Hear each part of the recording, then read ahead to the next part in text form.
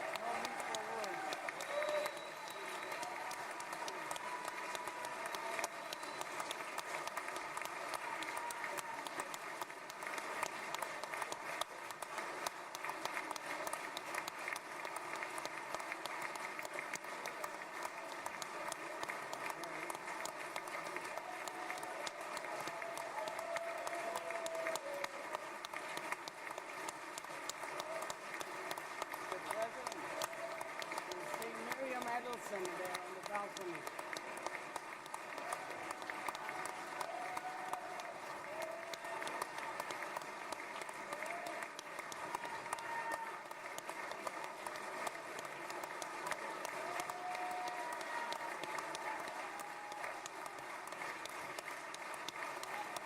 See how much they love you.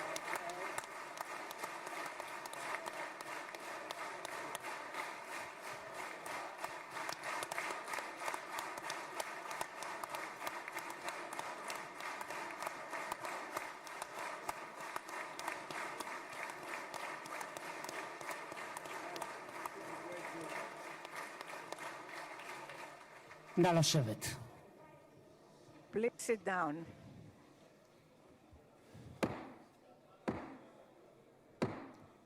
חברות וחברי הכנסת, היום יום שני, כ"א בתשרי התשפ"ו, 13 באוקטובר 2025, ואני מתכבד לפתוח את הישיבה המיוחדת של הכנסת לכבוד נשיא ארצות הברית של אמריקה, מר דונלד ג'יי טראמפ.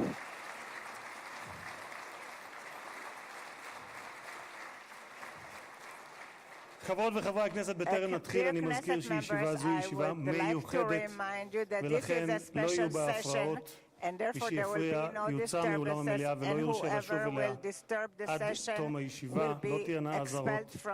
בנוסף, ניתן יהיה למחוא כפיים בישיבה זו כפי שכבר ראיתם. כבוד נשיא המדינה יצחק הרצוג ורעייתו מיכל,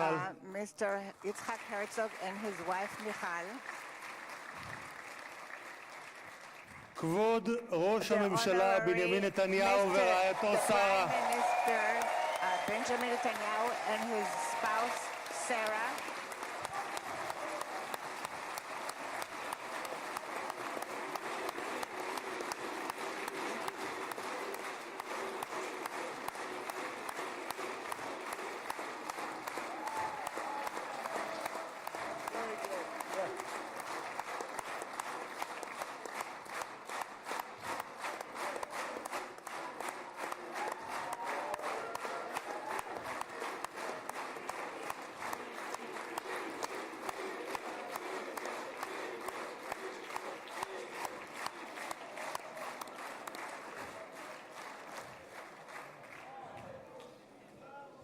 ראש האופוזיציה יאיר לפיד ורעייתו ליהי, Mr. Lapid and his wife Lihi, שרים וחברי הכנסת, ministers and Knesset members. special recognition to Minister Ron Dermer, who led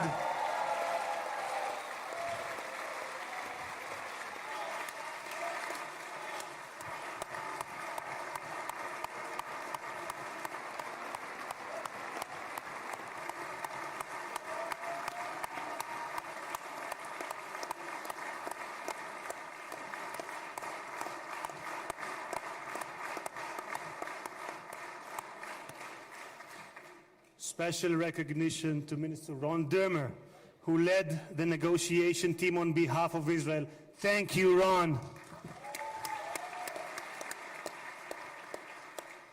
Secretary of State Marco Rubio,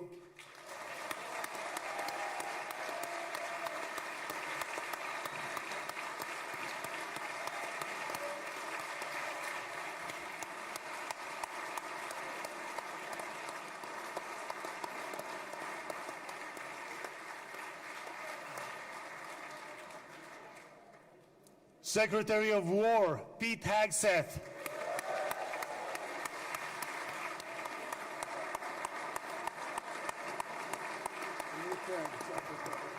Secretary of War, I like it. I love it.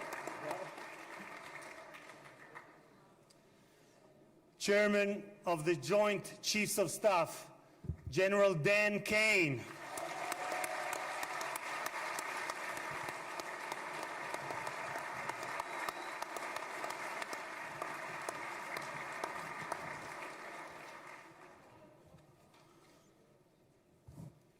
two key players, President Trump's special envoy Steve Witkoff, who is here with his partner Lauren,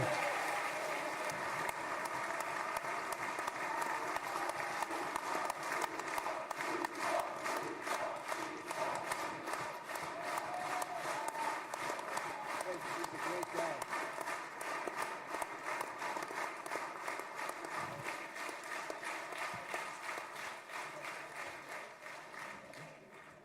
and Jared Kushner, who is here with his wife Ivanka.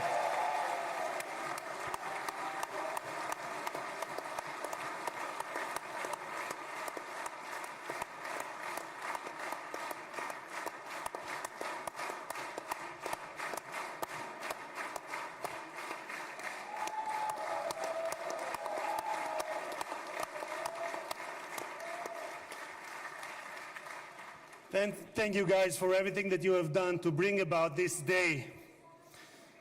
Ambassador of the United States to Israel, my dear friend and my absolute favorite rock star, Mike Huckabee.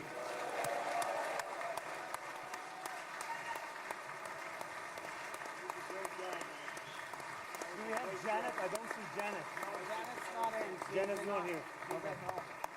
Okay. שגריר ישראל בארצות הברית, יחיאל לייטר.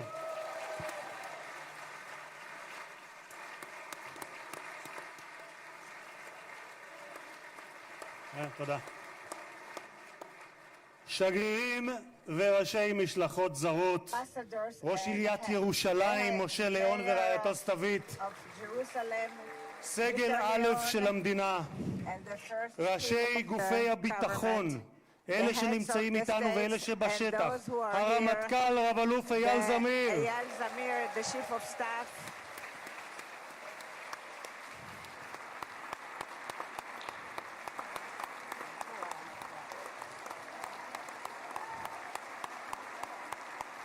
chief of staff, המפכ"ל רב ניצב דניאל לוי, the head of the police, Daniel Levy, נציב שירות בתי הסוהר רב the גונדר head of קובי the יעקבי, prisons, Mr. הוא נמצא Yacobi. בשטח, הוא מאלה שנמצאים He is בשטח. one of those who is in נציב הכבאות וההצלה הרב תפסר אייל כספי, Mr. Eyal Kaspi, the head of the fire. ראש המוסד the דוד head ברנע, of the Mossad, Mr. David Barnea.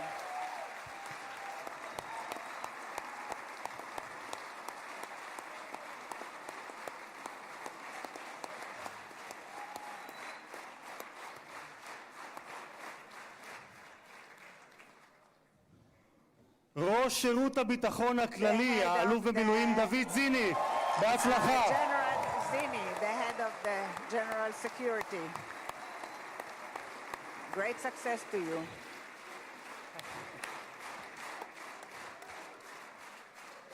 ראש מנהלת החטופים גל הירש, Mr. Gal Hirsch, the head of the headquarters for the abductees.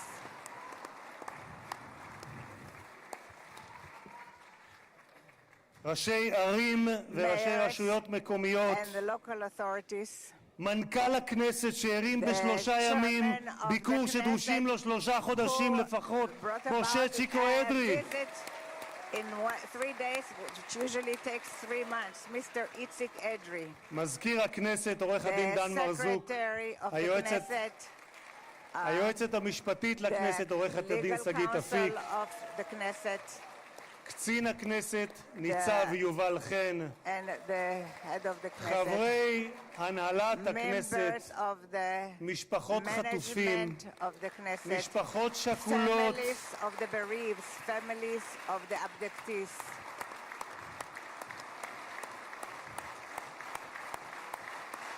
These are the hostage families.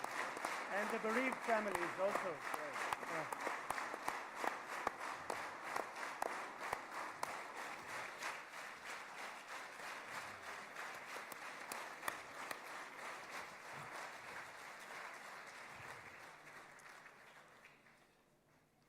סגל א' של המדינה, מכובדים מהארץ ומהעולם, ואני פותר בזאת את הדוברים הבאים לזכו כל המכובדים. קהל יקר, אזרחי ישראל, יש לי הכבוד המיוחד לברך יחד איתכם את החבר הטוב ביותר שהיה אי פעם למדינת ישראל בבית הלבן. ברוך הבא לישראל, ברוך הבא לירושלים, ברוך הבא לכנסת, הנשיא דונלד ג'יי טראמפ. President Donald J. Trump.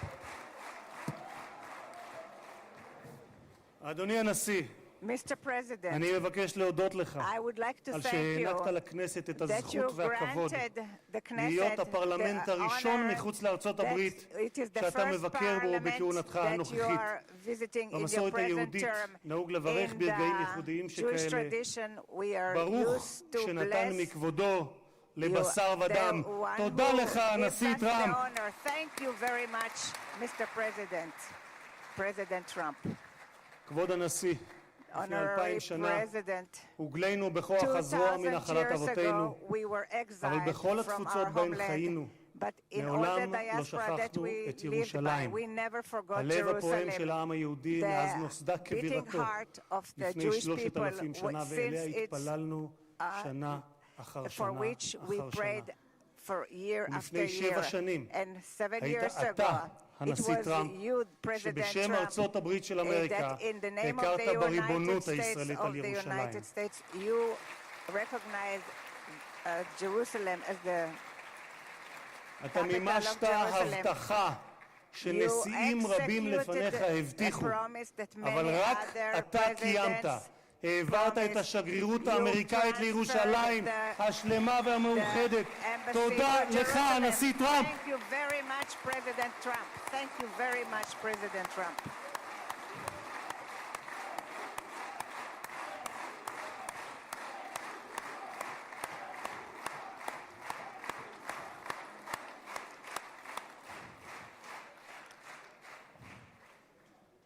משחר הקמתה In the נאלצה dawn מדינת of its ישראל להילחם, establishment, אך תמיד הושיטה את Israel ידה was לשלום. forced to לפני fight, 5 but שנים it always extended הובלת its יחד hand עם to ראש peace. הממשלה נתניהו 7 years את ago, הסכמי you אברהם. led the Abraham זכיתי, Accords, כן, מגיע. and I had the privilege זכיתי לכהן בממשלה to שחתמה serve עליהם, in this ולימים הם היו government בעלי that משמעות signed רבה it, עבורי גם ברמה האישית. and it was very משום שלפני meaningful for me 2.5 because זכיתי להיות יושב ראש הכנסת הראשון המקבל הזמנה רשמית לבקר בפרלמנט של מדינה ערבית, וזו הייתה המדינה שבה שני הוריי שנמצאים כאן איתנו נולדו וגדלו, מרוקו. קירבת בין ישראל לבין 4 מדינות ערביות בהסכם שבבסיסו שלום תמורת שלום. תודה לך, הנשיא טראמפ. Thank you very much, President Trump.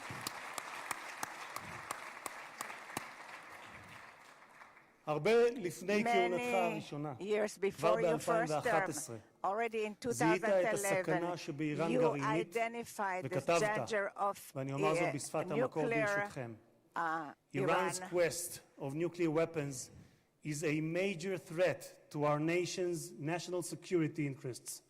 We can't allow Iran to go nuclear. איום על ארצות הברית משמעו איום על העולם החופשי כולו. את עמדתך העקבית ששמה את אמריקה ראשונה, America first, אך לא לבדה, but not America alone, הבאת עמך לבית הלבן בשתי כהונותיך. לפני 4 חודשים, לאחר שראש הממשלה נתניהו פתח במבצע עם כלביא, הורית על המבצע פטיש חצות, Midnight Hammer, פעולה אמיצה שלא הייתה כמותה עד שאתה הגעת.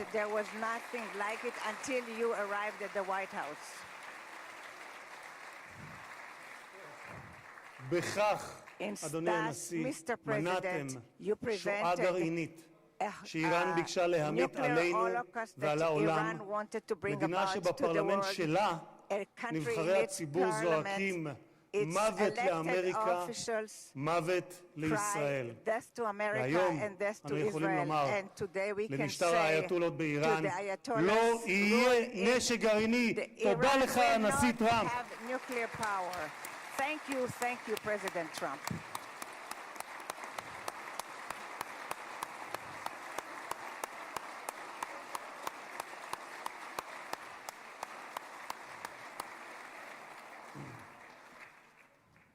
כבוד הנשיא, היום העם היהודי מציין את סיום חג הסוכות ומחר נציין את שמחת תורה. בשמחת תורה לפני שנתיים לא שמחנו. היה זה היום הקשה ביותר שחוותה מדינת ישראל משחר הקמתה והעם היהודי מאז השואה. עשרות פעמים הגעתי יחד עם מנהיגים זרים למקום הטבח, עם רבים מהם ישבתי לצפות בתיעוד המצולם של הזוועות שאני יודע שגם אתה ראית. שבועות ספורים לאחר ה-7 באוקטובר ליוויתי את ג'רד ואיוונקה שהגיעו לכאן לאזורים הקשים ביותר. ראינו את מה שקיווינו, היינו בקיבוץ כפר עזה ברעים, וראינו את מה שקיווינו שלא יחזור עוד בתולדות האנושות. מראות של פוגרומים, ילדים, נשים, קשישים, גברים, חיים שלווים שהיו ואינם עוד. השטן לא רק רצח, טבח, אנס ושרף רבים מאחינו ואחיותינו, הוא גם חטף אותם, מתים וחיים. מאז בני ישראל נלחמו את המלחמה הקשה, הארוכה וגם הצודקת בתולדותיהם. הפצע הזה של אחינו החטופים בשבי נותר פתוח ושותת דם מאז 7 באוקטובר, כאשר כל עם ישראל כאב את כאב החטופים ובני משפחותיהם, התלויים בין תקווה לייאוש, בין חיים למוות, עד הבוקר הזה. במשך שנתיים, במקום בו יושבים האורחים ביציע שמורים כבוד הנשיא, השקיפו מעלינו תמונות החטופים.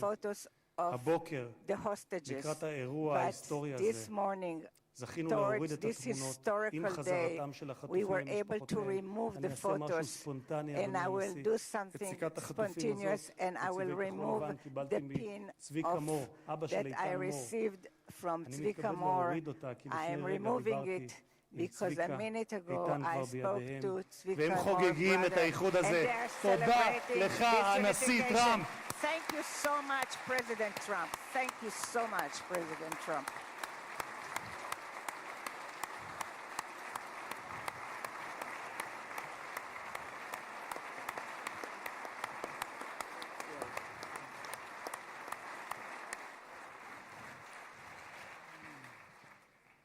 Mr. President, you stand before the people of Israel not as another American president, but as a giant of Jewish history, one for whom we must look back 2.5 millennia into the mists of time to find a parallel, Cyrus the Great.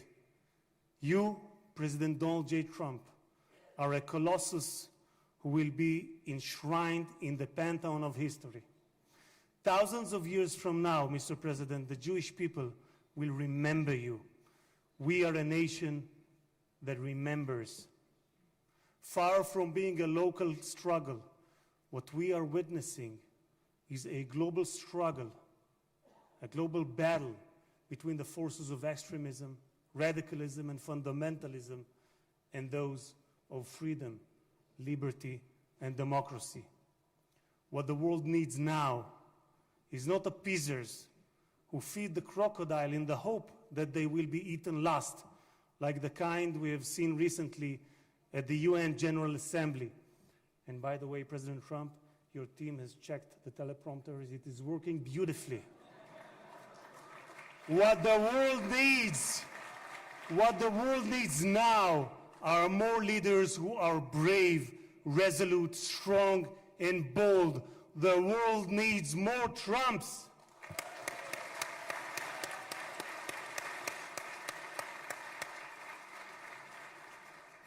Mr. President, with your permission, I would like to take this moment to address Prime Minister Netanyahu.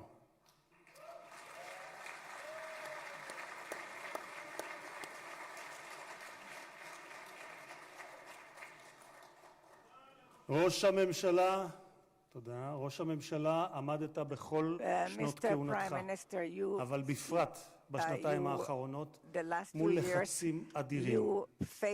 סטיב וויטקוף, שליחו המיוחד של הנשיא טראמפ, שלחם יחד איתך בשוחות על החזרת החטופים, אמר עליך, העבודה הקשה באמת הייתה של ראש הממשלה.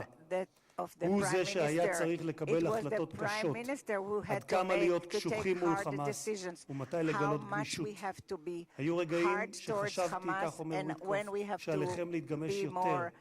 אבל האמת היא שכעת, במבט לאחור, אני חושב שלא היינו מגיעים לנקודה הזו אם ראש הממשלה נתניהו לא היה פועל כפי שפעל.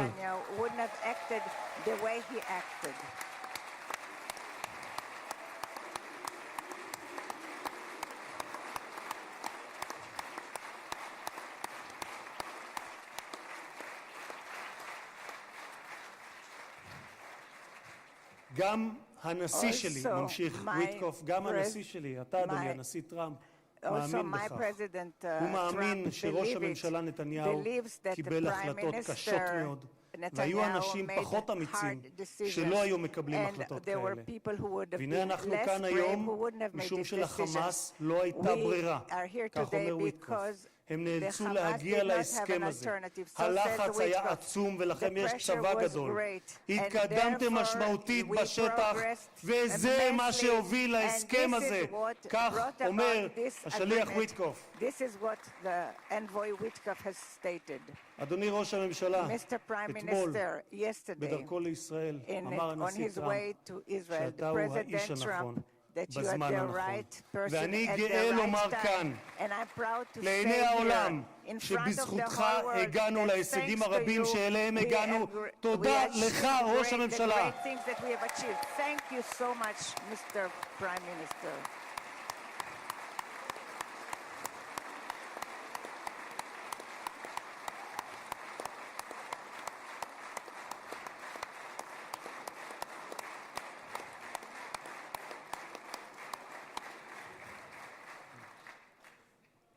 ביום הזה נודה מלב האומה וממעמקי הנפש הלאומית לחיילי צה"ל האמיצים,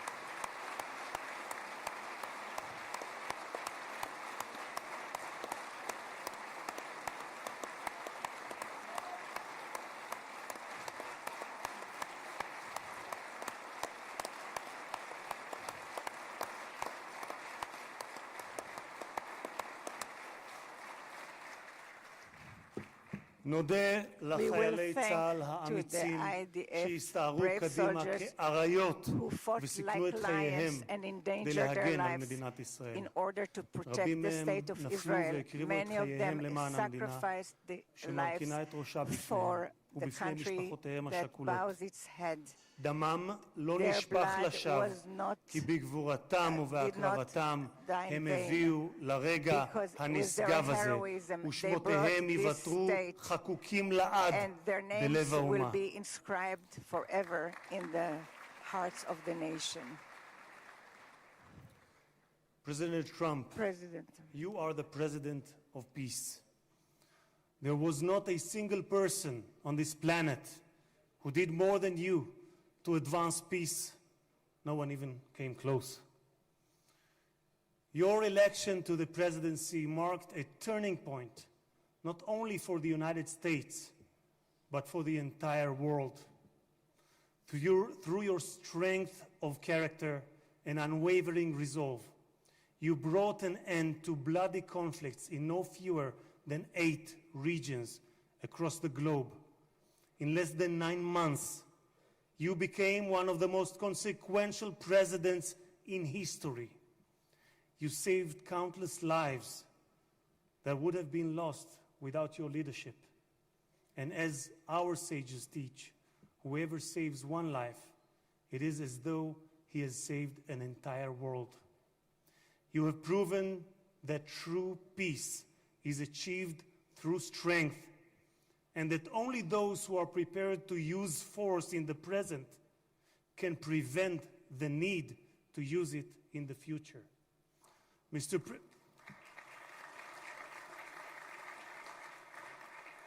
President, you, more than any other individual, are deserving of the highest recognition for your efforts in promoting peace. Therefore, I hereby announce that together with our good friend, Speaker of the House, Mike Johnson, we will rally speakers and presidents of parliaments from around the world to submit your candidacy for the Nobel Prize, Peace Prize next year. There is no one more deserving than you, President Trump. No one.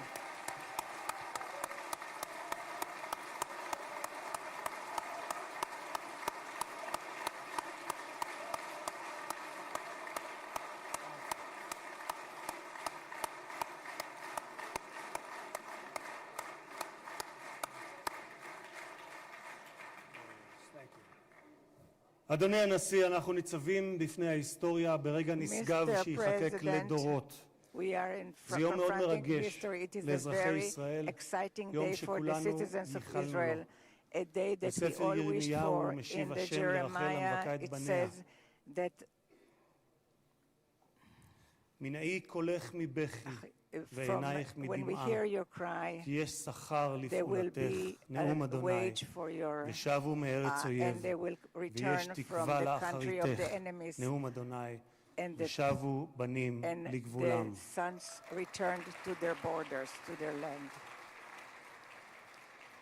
אני מבקש לאחל מכל ליבי החלמה מהירה ושלמה לפצועים ולחטופים השבים.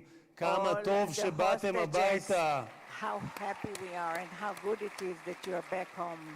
הנשיא טראמפ, מי ייתן והעושה שלום במרומיו יברך אותך, נשיא השלום, את ארצך ואזרחיה, את משפחתך וכל היקרים לך, ויעשה שלום עלינו ועליכם.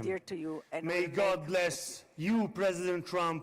May God bless the United States of America. And may God bless the state of Israel. תודה רבה וחג שמח.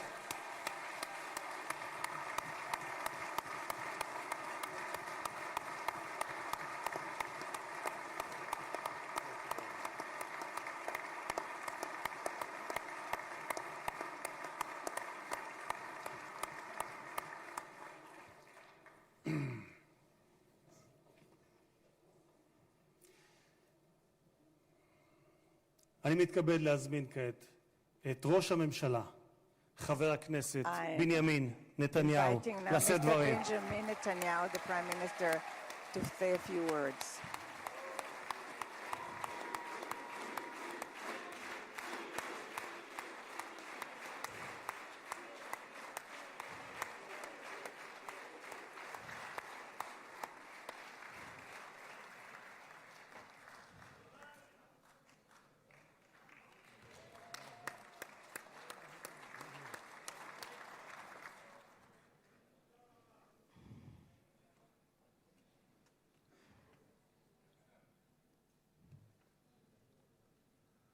מכובדי הנשיא הרצוג ורעייתו מיכל, President Herzog and his wife Michal, מכובדיי הרבים, and the great honorary guests, ובראשם and headed by ידידנו הגדול, our great friend, נשיא ארצות the הברית, President of the United הנשיא States, דונלד ג'יי President טראמפ.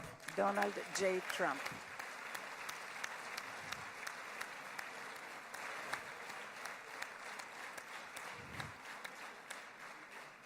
ברוך בואך Welcome לירושלים to בירתנו Jerusalem, הנצחית. our eternal capital. ברוך בואך Welcome לישראל to Israel ביום המרגש הזה, in this moving day, exciting שיחקק day בתולדות עמנו. that will be inscribed in the history וגם on אתה, the הנשיא, annals of Israel, and you too, Mr. תחקק President, בתולדות עמנו, will be inscribed in כבר the נחקקת history of בתולדות our nation, האנושות. and you are already inscribed אבל אנחנו, in the כפי history שנאמר, of the world.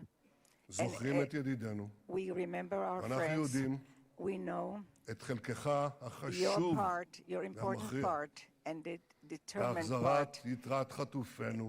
of the return of the ביום הזה, hostages. In this day, שהתבשרנו עכשיו, when we רק were לפני שעה informed קלה, today, an hour ago, שכל חטופינו that החיים, all our live שבו אלינו. hostages returned back to us. איזו התרגשות, What excitement. כמה חיכינו לרגע הזה, How long we've waited for ואנחנו this מחויבים moment, להחזיר את כולם. and we have committed to ואני רוצה return להודות לך באופן everyone. אישי, And I want to thank you ובשם האומה personally כולה. and on behalf of the whole תודה לך, nation. הנשיא טראמפ. Thank you, Mr. תודה לך. President Trump. Thank you, Mr. President.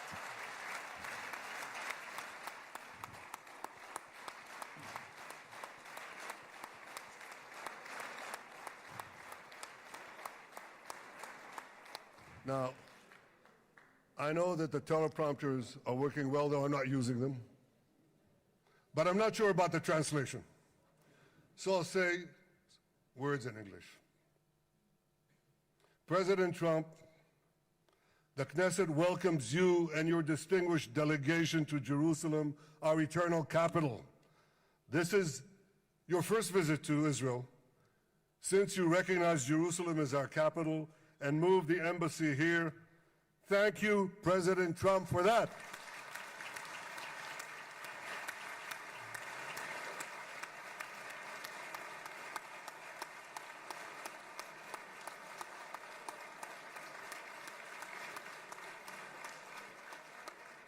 There are many other reasons to thank you since your last visit here. Thank you for recognizing Israeli sovereignty over the Golan Heights.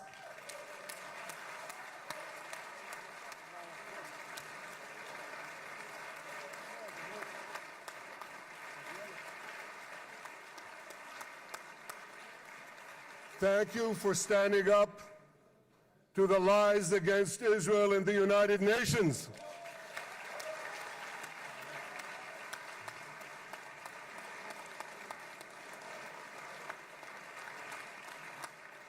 Thank you for recognizing in your 2020 peace plan our rights in Judea and Samaria, the ancestral homeland of the Jewish people.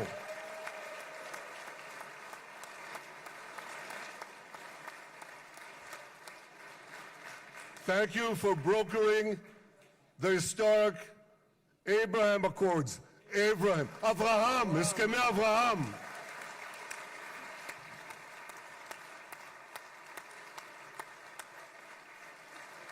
Thank you for withdrawing from the disastrous Iran nuclear deal.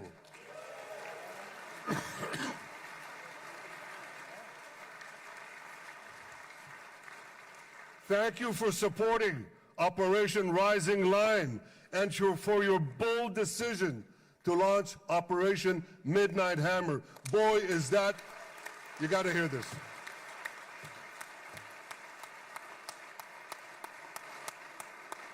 This is the most fitting name ever named for a military operation, because a little after midnight, you really hammered them.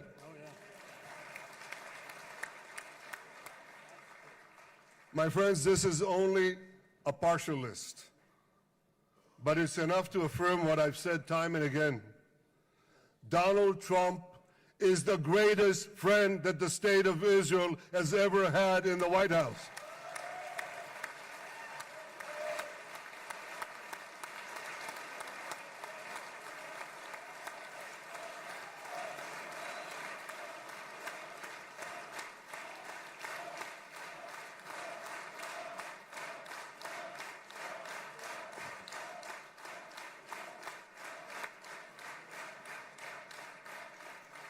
No American president has ever done more for Israel. And as I said in Washington, it ain't even close. It's really not a match. Mr. President, today we welcome you here to thank you for your pivotal leadership in putting forward a proposal that got the backing of almost the entire world. A proposal that brings all our hostages home.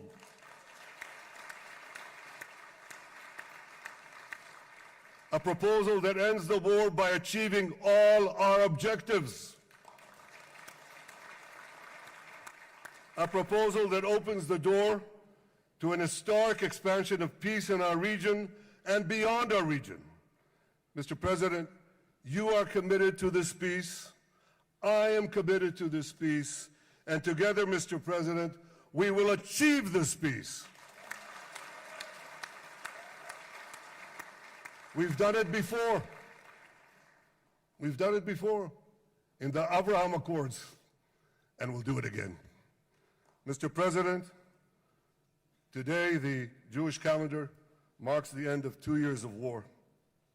That war began on October 7th, on the Jewish festival of Simchat Torah. You always tell me, and you tell the world, remember October 7th. Mr. President, we remember. We remember the thousands of Hamas terrorists who stormed into our towns and kibbutzim. We remember the 1,200 people Hamas savagely slaughtered in cold blood, including dozens and dozens of Americans. We remember entire families burnt alive as they embraced each other. We remember the beautiful young Israelis brutally gunned down at the Nova Music Festival. We remember the hundreds of our citizens who were dragged into the dungeons of Gaza, including 12 Americans, men and women, young and old, babies and elderly Holocaust survivors. My friends, Mr. President, Donald, these monsters take babies as hostages. In response to this barbaric attack on October 7th, Israel did what it had to do. With indomitable courage, we set out to defend our people, to defeat our enemies, and to release our hostages. Our heroic soldiers fought like lions. They fought on the front lines of civilization and barbarism. Israel achieved amazing victories over Hamas and the entire Iran terror axis. Sinwar, Dev, Hania, Nasrallah, Assad, they're all gone.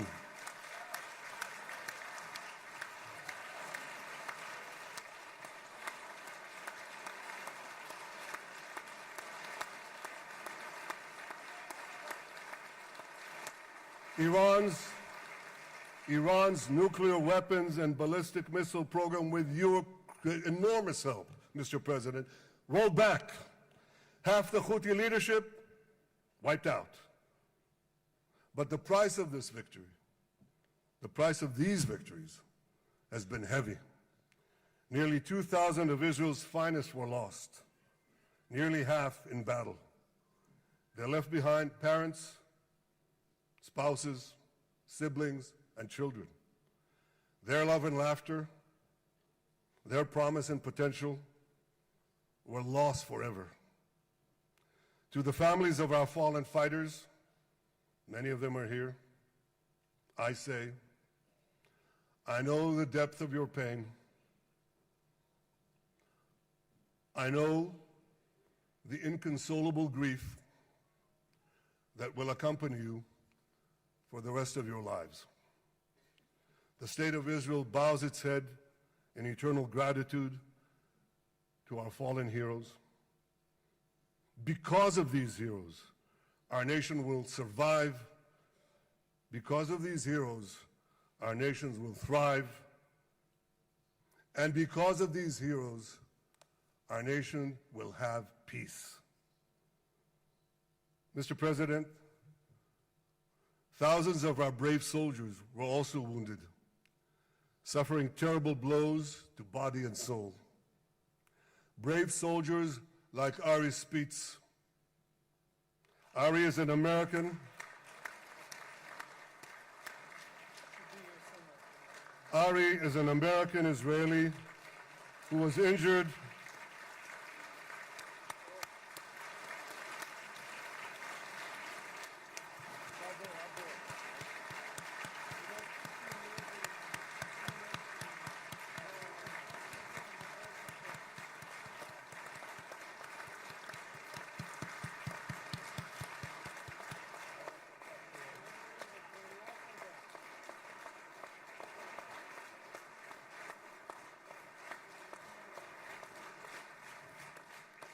Ari is an American Israeli who was injured in Gaza while searching for Hamas terrorists and weapons. 2 of Ari's comrades were killed in this action, and 10 were injured. Ari was presumed dead, but made a miraculous recovery despite losing 3 limbs. Ari, stand up for a minute alone. Stand up. There you go. There. Ari, you are the spirit of Joshua. You are the spirit of David. You are the spirit of the Maccabees. You are the spirit of Israel. I salute you. We all salute you.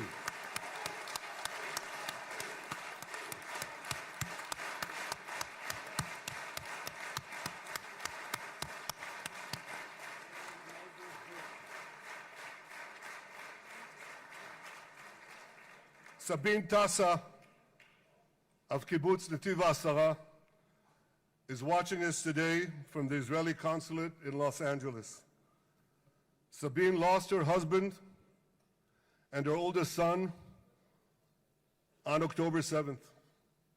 She is the mother of 3 other boys. 2 of them, Koren and Shai, witnessed their father jump on a Hamas grenade to save his 2 sons. We all saw the film of those 2 boys crying out in pain, "Father is dead. Why? Why did God save me?" Mr. President, my friend Donald, I've seen some very tough things in my life. But I couldn't bring myself to watch those boys suffering again. So I didn't see this film except once. Yet Sabine, their mother, has had the strength and fortitude to show this film across the world. And my wife Sarah and I asked her, "Sabine, how do you do it? Why do you do it?" And she answered, "I do it to show the entire world the monsters Israel is fighting and the justice of our cause." This is what she's doing once again in Los Angeles. Sabine, you can hear me now. So I want to tell you on behalf of all of us, you embody the spirit of our biblical heroines, Deborah, Ruth, and Esther. You too are the spirit of Israel, and we all salute you.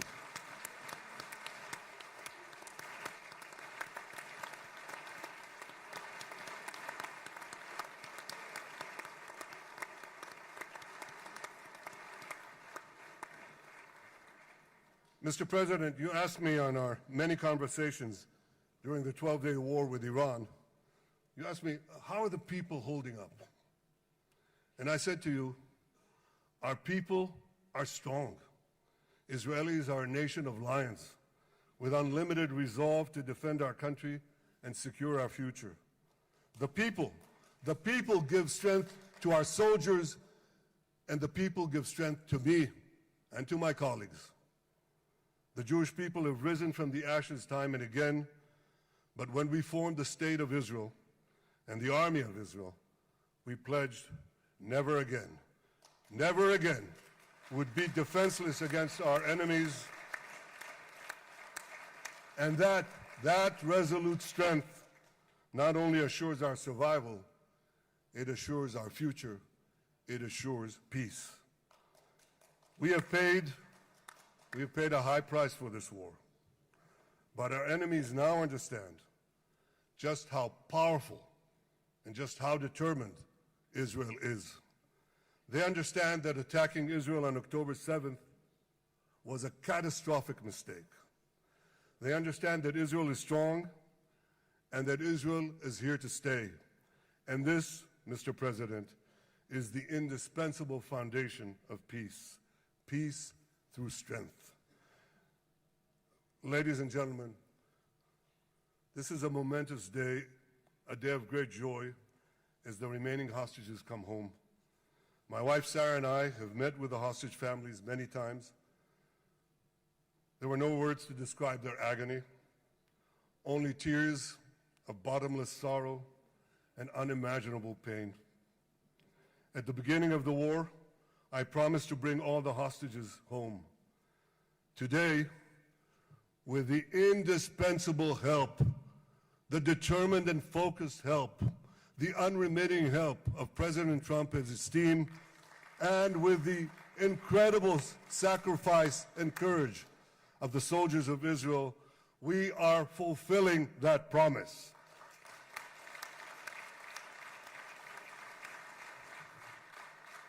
It has been a long journey to get here.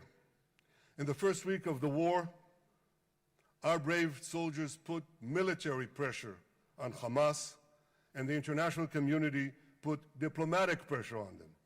This enabled us to secure the release of over 100 hostages. In heroic rescue attempts behind enemy lines, Israel's special forces rescued 8 live hostages and brought back the remains of dozens more. But as time went on, we all know what happened. The diplomatic pressure was turned on its head. More and more governments bought into Hamas's false propaganda. More and more governments succumbed to anti-Semitic mobs in their own countries. They just turned on Israel. They called for us to surrender to Hamas demands, just leave Gaza immediately, they said, end the war without committing to disarm Hamas, without committing to demilitarize Gaza. Had Israel succumbed to those demands, not only would Sinwar, Nasrallah, Assad, and Iran's missile and nuclear program remain intact. Not only that, because in no time, the Hamas killers would be back on the border fence, ready to repeat the horrors of October 7th again and again, as they vowed to do.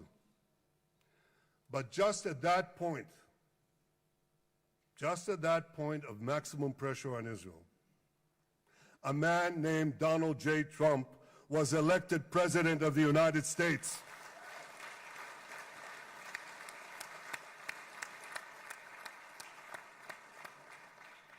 And ladies and gentlemen, overnight,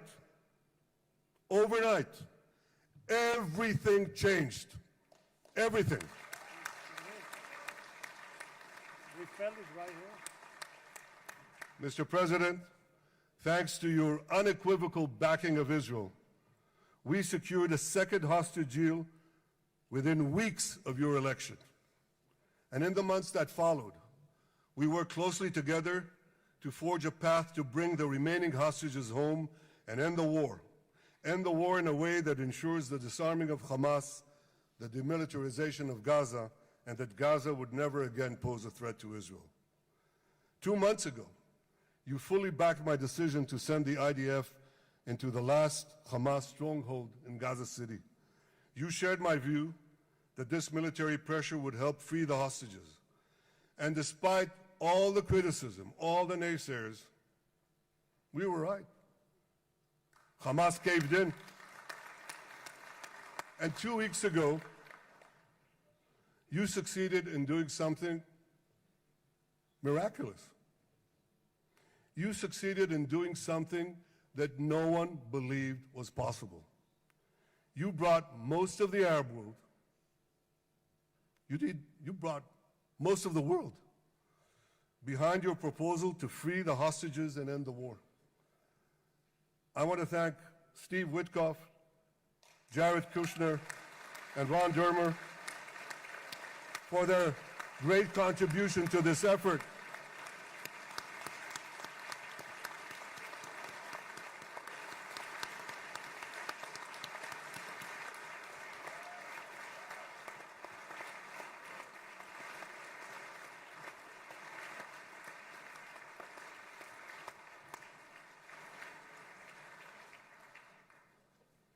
And I want to thank our negotiating team. I believe that the close cooperation between the two of us, between our two nations, combining Israel's military pressure and President Trump's unmatched global leadership. I have to tell you, I've seen a lot of American presidents. I've seen them all in the time that I've been here, and I've been here quite a lot of time. I've never seen anyone move the world so quickly, so decisively, so resolutely as our friend President Donald J. Trump.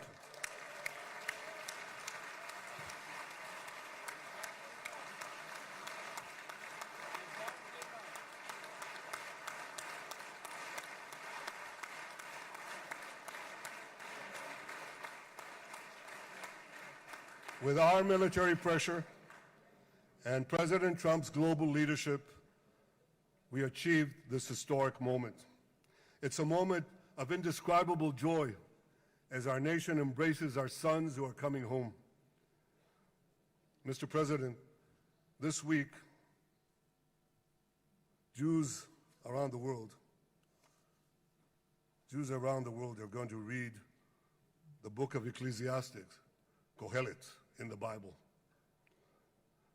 The Bible has many miraculous moments. One of them was your decision to bomb Fordo. I think it was a pivot of history because it wasn't meant only to bomb Fordo. That action and your previous action of taking out Qasem Soleimani, the architect of death, I think that changed the balance of power in the world. You brought America back again to the driver's seat.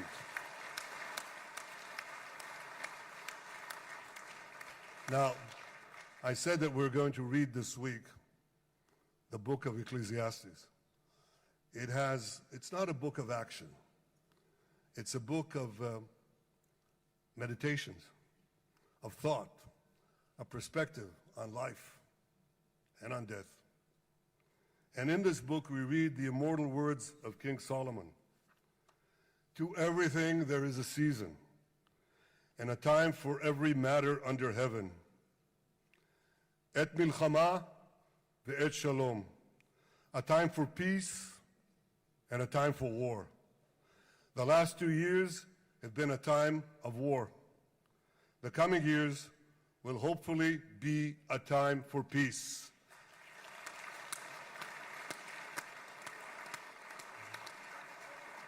Peace inside Israel and peace outside Israel.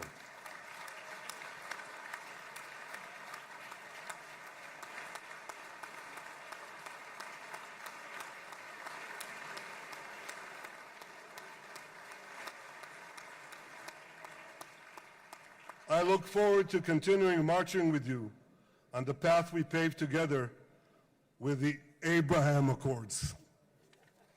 Under your leadership, we can forge new peace treaties with Arab countries in the region and Muslim countries beyond the region. Abraham's children will work together to build a better future, a future that will unite civilization against barbarism, light against darkness, and hope against despair. And my friends, I believe that with President Trump's leadership, this will happen a lot faster than people think.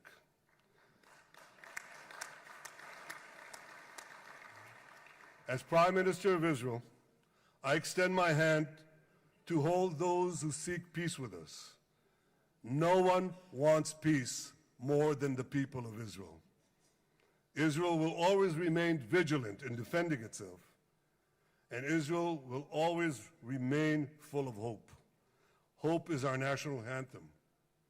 Hope is our creed. Hope is our strength. It is time, my friends, to realize that hope and expand the circle of peace. Mr. President, thank you for all you have done for us. I have submitted your nomination to be the first non-Israeli recipient of the Israel Prize, Israel's highest award. As to that other prize, just a question of time, you'll get it. But I want you to get the Israel Prize, our highest award, to our greatest friend.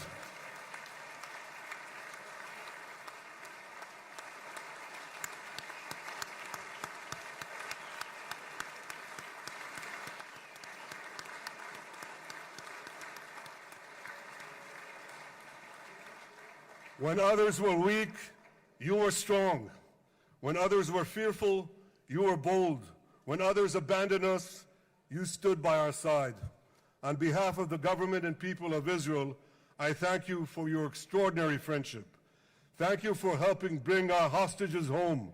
Thank you for supporting Israel's march to victory. Thank you for paving a path to peace. מכובדי נשיא ארצות הברית, ידידי דונלד, Honorary ברוך הבא President, לישראל, welcome to Israel. ברוך הבא לירושלים, Welcome to Jerusalem. ברוך הבא ביום המרגש הזה, Welcome שהחיינו in this וקיימנו exciting day והגיענו that לזמן brought הזה. us to this day.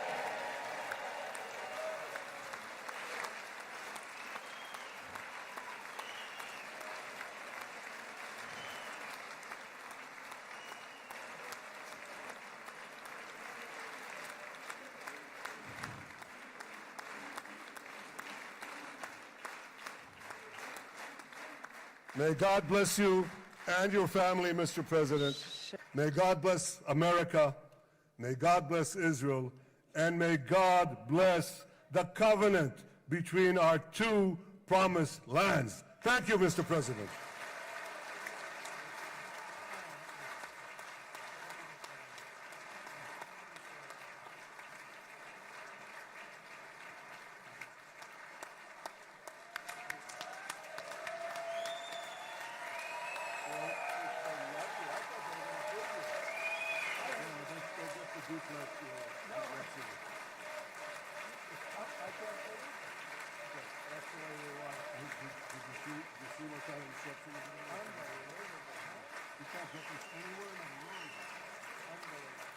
But you'll get it in the morning. Thank you.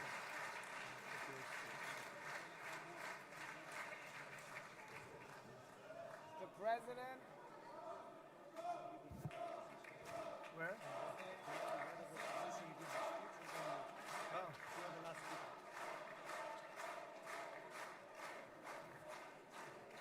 Come on up, opposition. Come on, opposition. Yeah. Okay.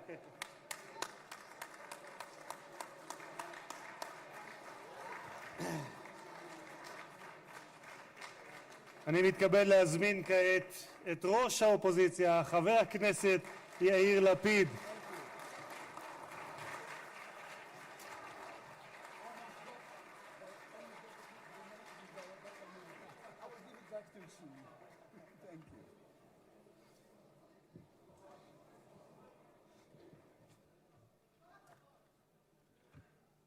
Mr. Speaker, members of Knesset, ministers, President Herzog, Prime Minister Netanyahu, distinguished guests, Your Excellency, President Trump.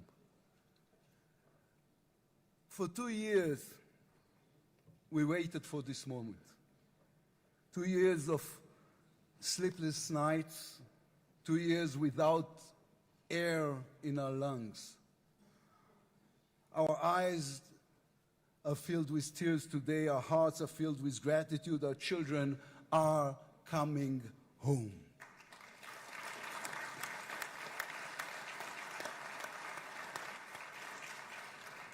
In the Babylonian Talmud, a sacred book of the Jewish people, it is written, whoever destroys one life, it is as though he destroyed an entire world, and whoever saves one life, it is though as he has saved an entire world. Mr. President, you have saved the lives of our hostages.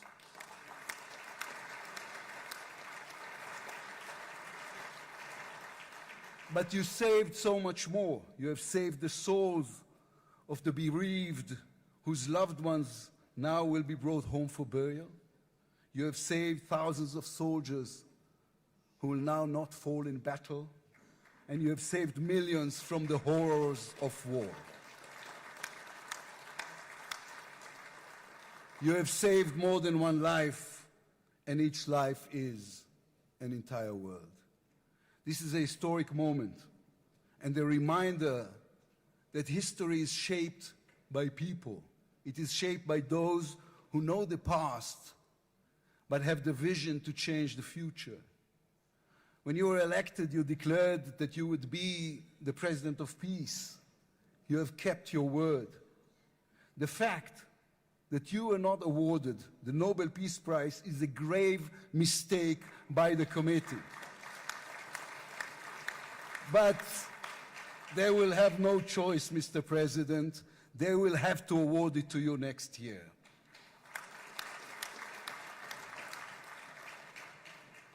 Peace will not come by waiting. It will come by building, by reaching out, and by daring once again to believe. You, Mr. President, have done the unimaginable.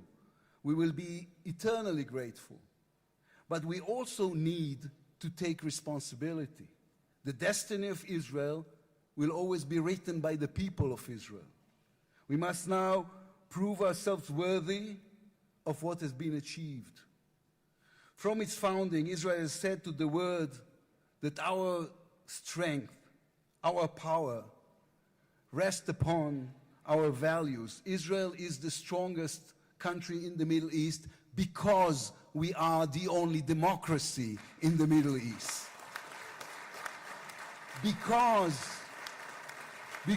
we believe in the principles laid in our Declaration of Independence, which says Israel will ensure complete equality of social and political rights to all its inhabitants, irrespective of religion, race, or sex. It will guarantee freedom of religion, conscience, language, education, and culture. It will safeguard the holy places for all religions. Those are our values. That is who we are as people, as a country. Our neighbors must understand one more thing about us. We are not going anywhere. The Middle East is our home. We are here to stay. Our story did not end in the Bible. It began there. It continues in our laboratories and universities, in our innovation hubs. Hamas, Hezbollah, Iran, and the Houthis, they all read the wrong intelligence reports. The real intelligence report on Israel's intentions is found in the book of Genesis. And I will give you and your descendants after you the land of Canaan for an everlasting possession. We call upon the nations of the Islamic world and all our neighbors, Saudi Arabia, Syria, others. We are here to stay. We can do great things together. Come and talk to us. Mr. President, you are the one who can make it happen as you did with the historic Abraham Accords, then to No one believed it was possible. Then, too, you imposed your vision on everyone. While others spoke of difficulties, you created opportunity. You can be the one to bring the next wave of peace. The people of Israel support this. They want this. We are ready. And you can later today in Egypt with your unbelievably talented team, my friends Steve Witkoff, Jared Kushner, Marco Rubio, Pete Hegseth, forge a regional alliance that will change not only the Middle East but the entire world. After 2 years of war, the peoples of this region should look around and ask themselves, whose situation is better? Those who chose the path of peace or those who chose the path of war? Those who invested in their people, in the education of their children, in science and education and technology, or those who invested in hate and in violence? From here I say to all those who demonstrated against Israel these past 2 years, on the streets of London and Rome, in Paris and in Columbia University. I do not represent the government. As you know, I am the leader of the opposition. And I tell you, then, you were deceived. You were deceived. Propaganda experts, funded by terror money, manipulated you. Now that the war has stopped, you have time and a chance to go and learn the facts. The truth is, there was no genocide, no intentional starvation.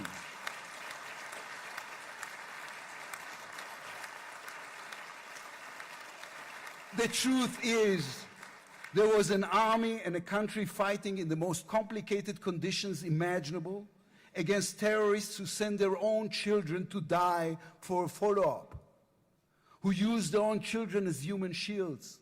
The truth is that a democratic state was attacked by a fanatical terrorist organization. 1,200 people were killed in one day, women were raped, babies were burned alive. And all that, on all the while, they played with your minds, selling you the absurd idea that supporting Islamic terror is somehow a liberal value. There is good and evil in this world. When you stand with Hamas, you stand with evil. When you stand with Hezbollah, you stand with evil. When you stand with the Iranian regime, you stand with evil. When you stand with Israel, you stand on the side of justice.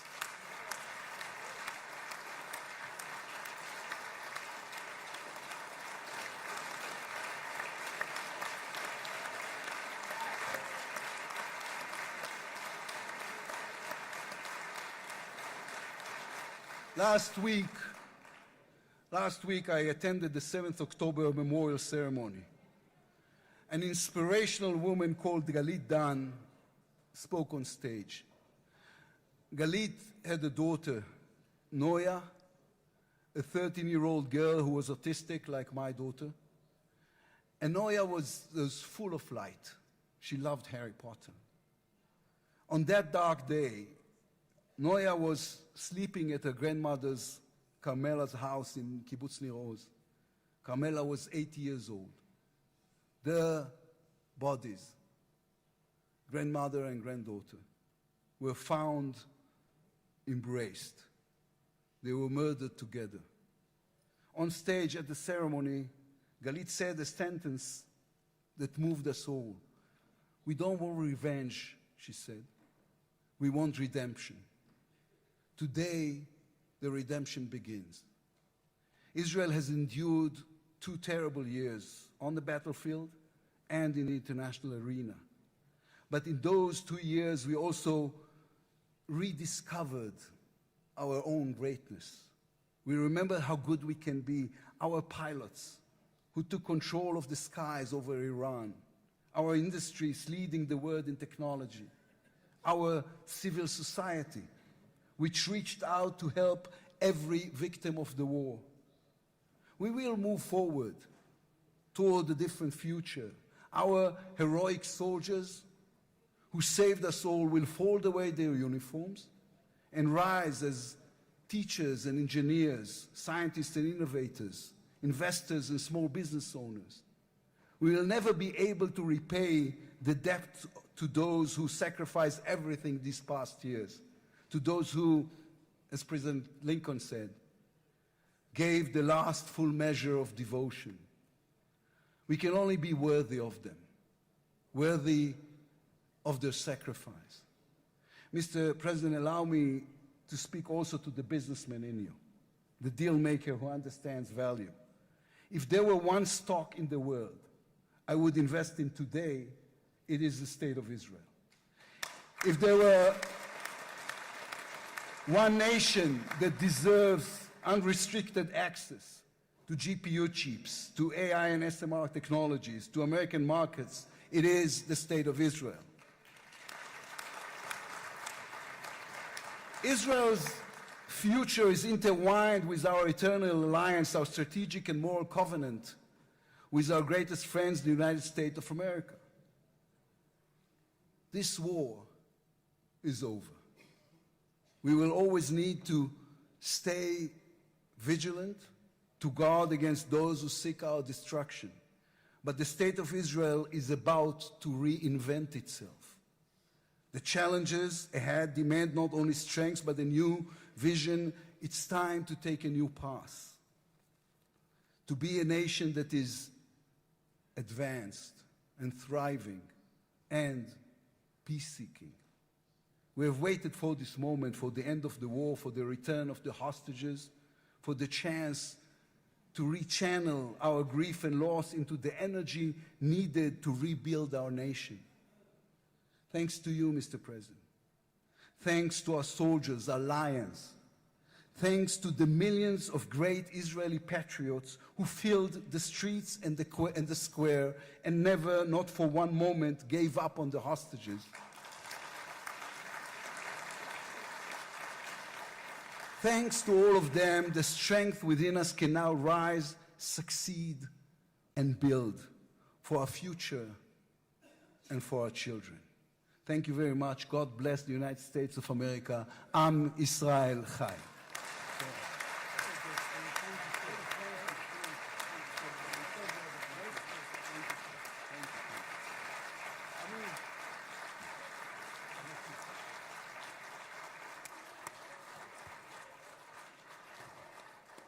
אני מודה לראש האופוזיציה.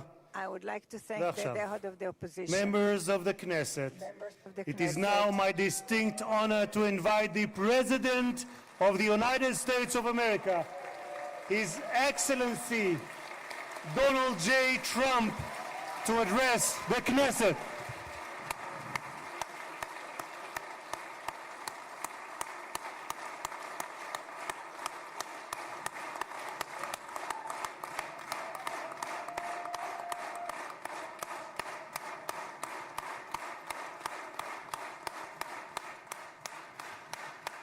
Thank you very much. Thank you. Thank you very much, everybody. It's a great honor. Nice place. Very nice place. Mr. President, Mr. Prime Minister, Mr. Speaker, esteemed members of the Knesset and cherished citizens of Israel, we gather on a day of profound joy, of soaring hope, of renewed faith, and above all, a day to give our deepest thanks to the Almighty God of Abraham, Isaac, and Jacob.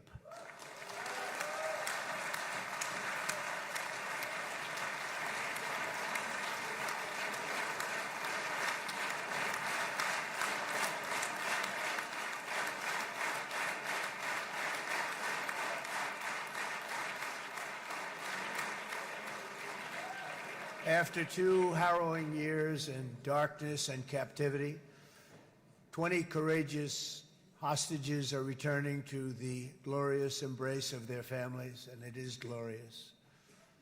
28 more precious loved ones are coming home at last to rest in this sacred soil for all of time.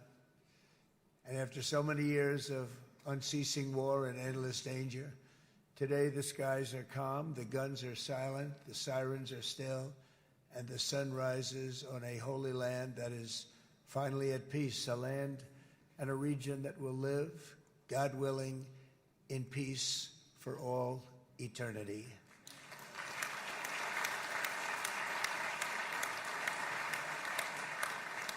This is not only the end of a war, this is the end of an age of terror and death and the beginning of the age of faith and hope and of God.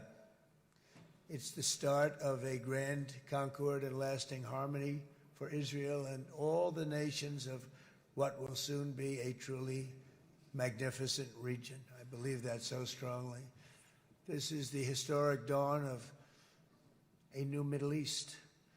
I want to express my gratitude to a man of exceptional courage and patriotism, whose partnership did so much to make this momentous day possible.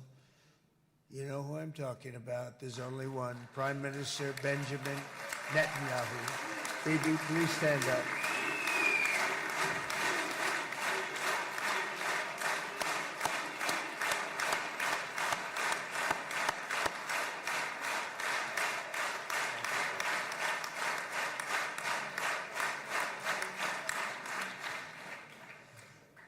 And he is not easy, I want to tell you. He's not the easiest guy to deal with, but that's what makes him great. That's what makes him great.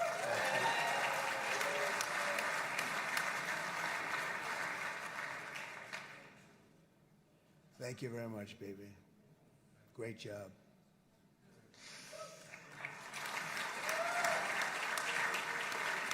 And let me also convey my tremendous appreciation for all of the nations of the Arab and Muslim world that came together to press Hamas to set the hostages free and to send them home. We had a lot of help. We had a lot of help from a lot of people that you wouldn't suspect, and I want to thank them very much for that. It's an incredible triumph for Israel and the world to have all of these nations working together as partners in peace. And it's pretty unusual for you to see that, but it happened in this case. This was a very unusual point in time, a brilliant point in time. Generations from now, this will be remembered as the moment that everything began to change, and change very much for the better. Like the USA right now, it will be the golden age of Israel and the golden age of the Middle East. It's going to work together. I'd like to thank several great American patriots for their invaluable help in getting something done that almost everyone thought was absolutely impossible. We were wasting our time. So many people said, "You're just wasting your time." But we weren't, because we had talented people working with us, and we had people that loved your country, and frankly, people that loved the region. They loved the Middle East. I want to thank my friend Steve Witkoff.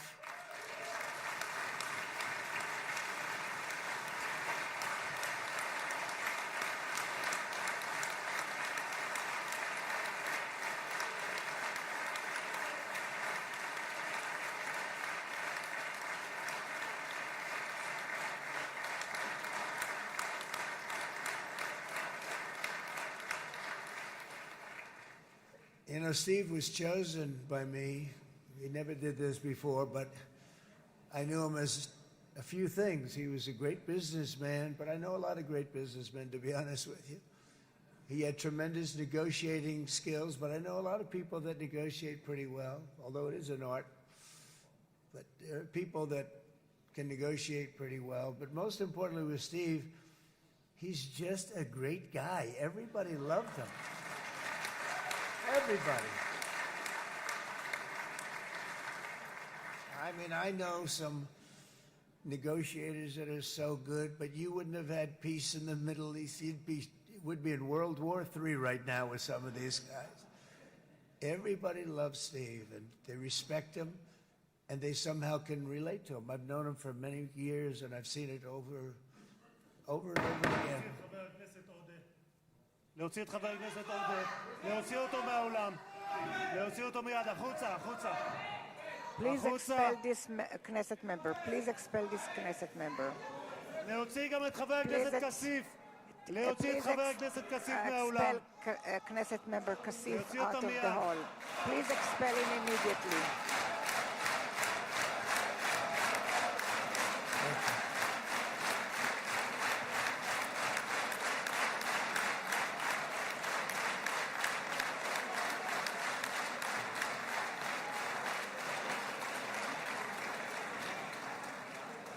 Sorry for that, Mr. President. I'm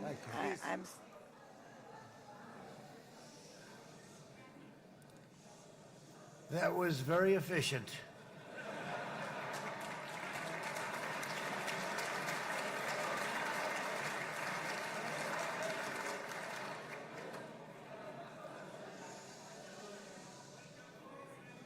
So back to Steve.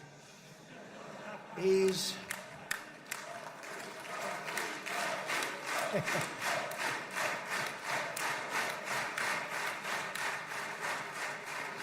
But I tell one story because he was so involved, and then we called in Jared. We called it, we need that brain on occasion. We got to get Jared in here. We got to get a certain group of people. But Steve started this all by himself. I call him Henry Kissinger, who doesn't leak, okay? Henry is a big leaker. He leaked. Steve doesn't leak. Steve just wants to get the job done. He wants to do what's right. But I'll give you just a quick story because, as you know, he's working on the war with Russia and Ukraine, a war that would have never happened if I were president. A shame. 7,000 young soldiers a week are being killed. More than that this last week. It's a shame. It should have never happened. But it did happen, and we won the race, and I took over this horrible war that's been raging, and I thought it would be easily settled. I thought it was a hell of a lot easier than doing what we just did very successfully with Israel and a lot of other people. But this came first, and we'll get that one. But I set up a meeting for him to meet with President Putin, thinking it would be a 15 or a 20-minute meeting. Steve had no idea about Russia, had no idea about Putin too much, didn't know too much about politics, wasn't that interested. He was really good at real estate, but he had that quality that I was looking for, and I didn't see it around in too many ways. And I set up the meeting with Putin, and I called. I said, is Steve finished yet? That was about a half an hour into the meeting. No, sir, he's not. He's still inside. This is in Moscow. I said, well, how's he doing? I don't know, sir. He's still inside. I called up an hour later. Let me speak to Steve. Sir, he's still with Putin. He's with President Putin. I said, wow, that's a long meeting, 1 hour. I called up an hour later, he was still with Putin. 3 hours later, he was still with Putin. 4 hours later, he started to get the word that he was going to be coming out soon. And in 5 hours, he came out. I said, what the hell were you talking about for 5 hours? And he says, just a lot of interesting things. We're talking about a lot of interesting things, including what he went in there for, but you can't talk about it for 5. You can talk about it for a certain period of time, and you know what you're getting. But that's a talent. That's a talent, where you can do that. Most people I'd send in, number one, they wouldn't be accepted. Number two, if they were, the meeting would last 5 minutes, and that's what happens with Steve. Everybody loves him. They love him on this side. They love him on the other side. And he really is. He's a great negotiator because he's a great guy. So thank you very much, Steve, very much.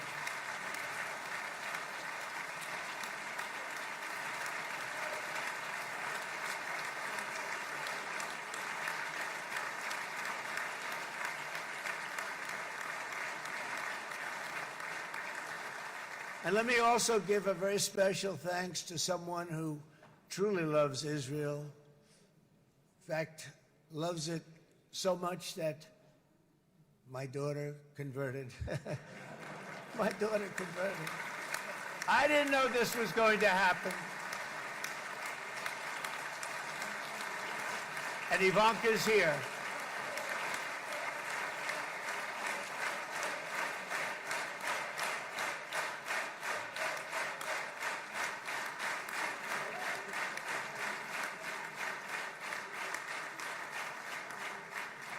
And Bibi, you do know this was not in the cards for me. You understand that. And she is so happy, and they are so happy. At least I think they're happy.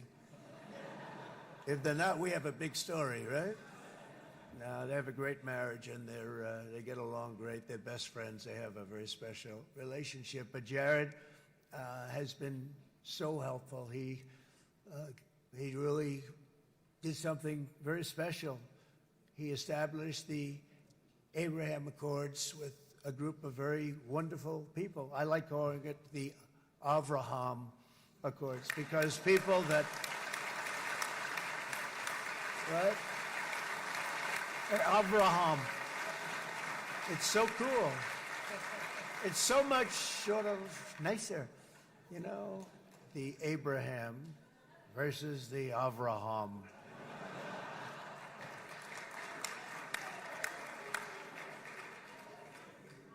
I just don't want to sound too sanctimonious when I do it, so, you know, I sort of split it up. This way we keep everybody happy.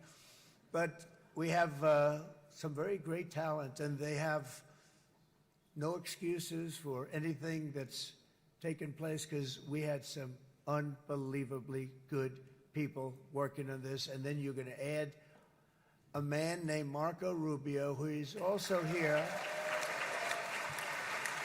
That's right.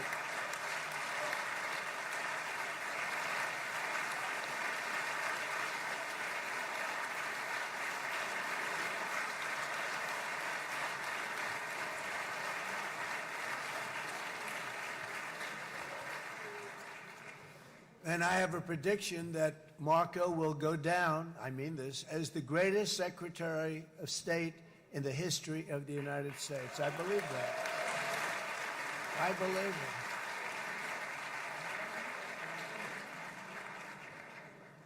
it. And he and I, you know, we really fought it out. You remember, he was tough. He was nasty.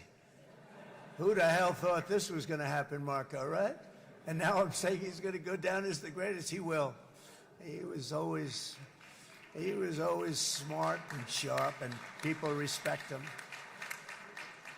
And then we have somebody who's young, but an unbelievable leader. I saw it a long time ago, and he's turned out to be even better than we thought. Right, Susie? I think even better. And that's Pete Hegseth, who is our Secretary of War, formerly Secretary of Defense.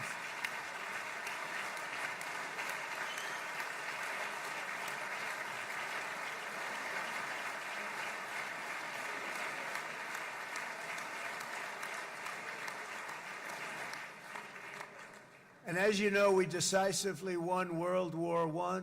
We decisively won World War II decisively.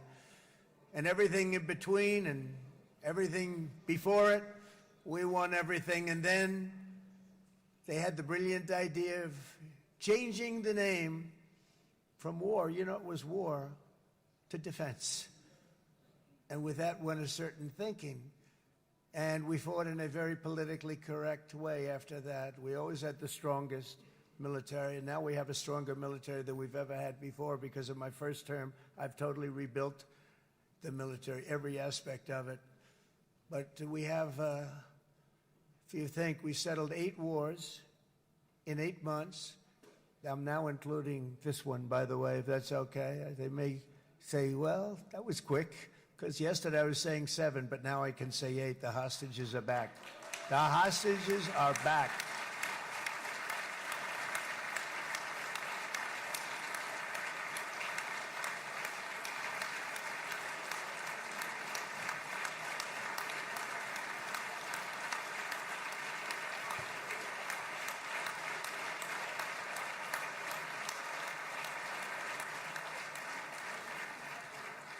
It is a good feeling. Isn't that nice to say? You know, I just said the hostage. First time I said the hostages are back. It feels so good to say it.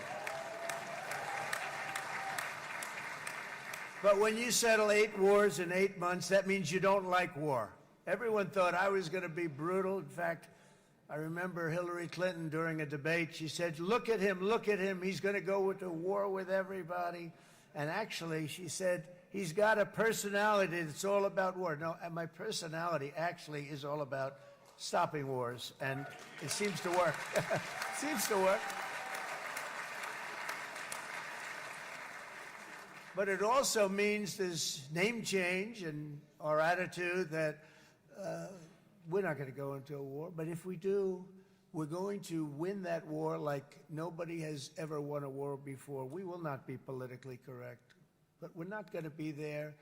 And I think, you know, as you mentioned, Bibi, before, peace through strength, and that's what it's all about.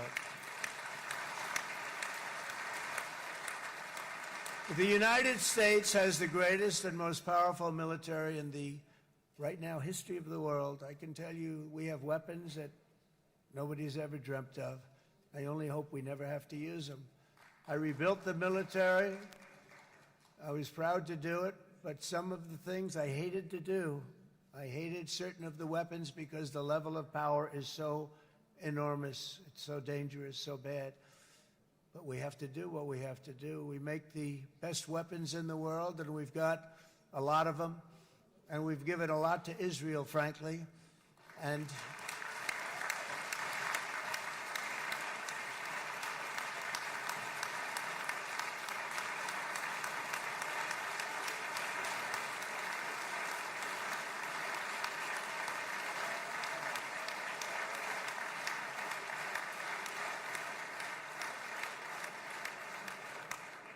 I mean, Bibi would call me so many times, can you get me this weapon, that weapon, that weapon? Some of them I never heard of, Bibi, and I made them. But we'd get them here, wouldn't we? Huh? And they are the best. They are the best. But you used them well. It also takes people that know how to use them. And you obviously used them very well. But so many that Israel became strong and powerful, which ultimately led to peace. That's what led to peace. So as we celebrate today, let us remember how this nightmare of depravity and death all began. 2 years ago, on the eve of the Simchat Torah holiday, thousands of innocent Israeli civilians were attacked by terrorists, and one of the most evil and heinous desecrations of innocent life the world has ever seen, the worst slaughter of Jews since the Holocaust. The cruelty of October 7th struck to the core of humanity itself. Nobody could believe what they were witnessing. The United States of America grieved alongside you, and we mourned for our own citizens who were so viciously taken that day. And to all the families whose lives were forever changed by the atrocities of that day, and all of the people of Israel, please know that America joins you in those two everlasting vows: never forget and never again.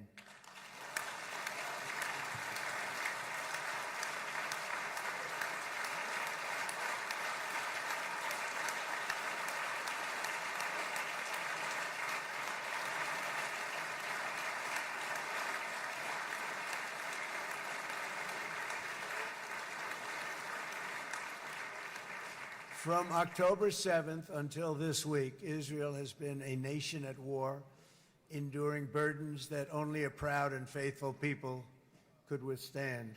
It was a very tough period of time. For so many families across this land, it has been years since you've known a single day of true peace. But now at last, not only for Israelis, but also for Palestinians and for many others, the long and painful nightmare is finally over.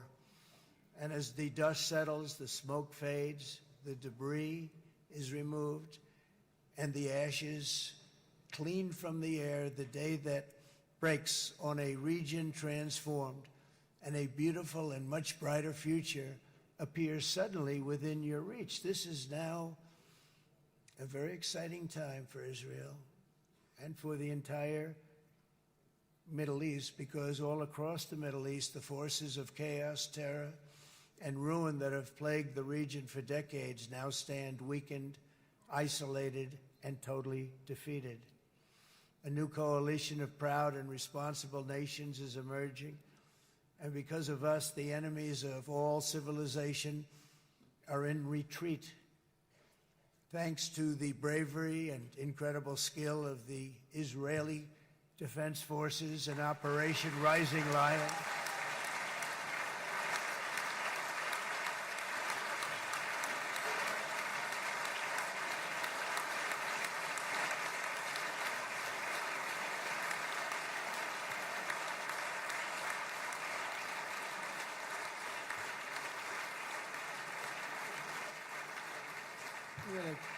guy's central casting. Let's put him in a movie. Look at him.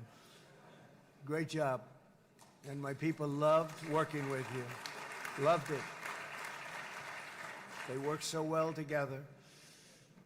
But many of Iran's top terrorists, including nuclear scientists and commanders, have been extinguished from this earth. And with Operation Midnight Hammer, boy, that's a great name for that, what we did. Last June, the United States military flew 7 of those beautiful B-2 bombers. They look so beautiful all of a sudden. They were always, I thought they were pretty planes. I had no idea they could do what they did. In fact, we just ordered 28 more of them. A little updated version. We ordered a whole pile of them. And almost 100 other planes went with them, including fighter jets. We had 52 tankers, big, beautiful, brand new tankers that were loading them up 4 or 5 times. They've traveled 37 hours back and forth, think of that. But we had tankers all over the sky for all the other planes. We had the F-22s, the F-35s, F-16s. We had a hell of a lot of planes.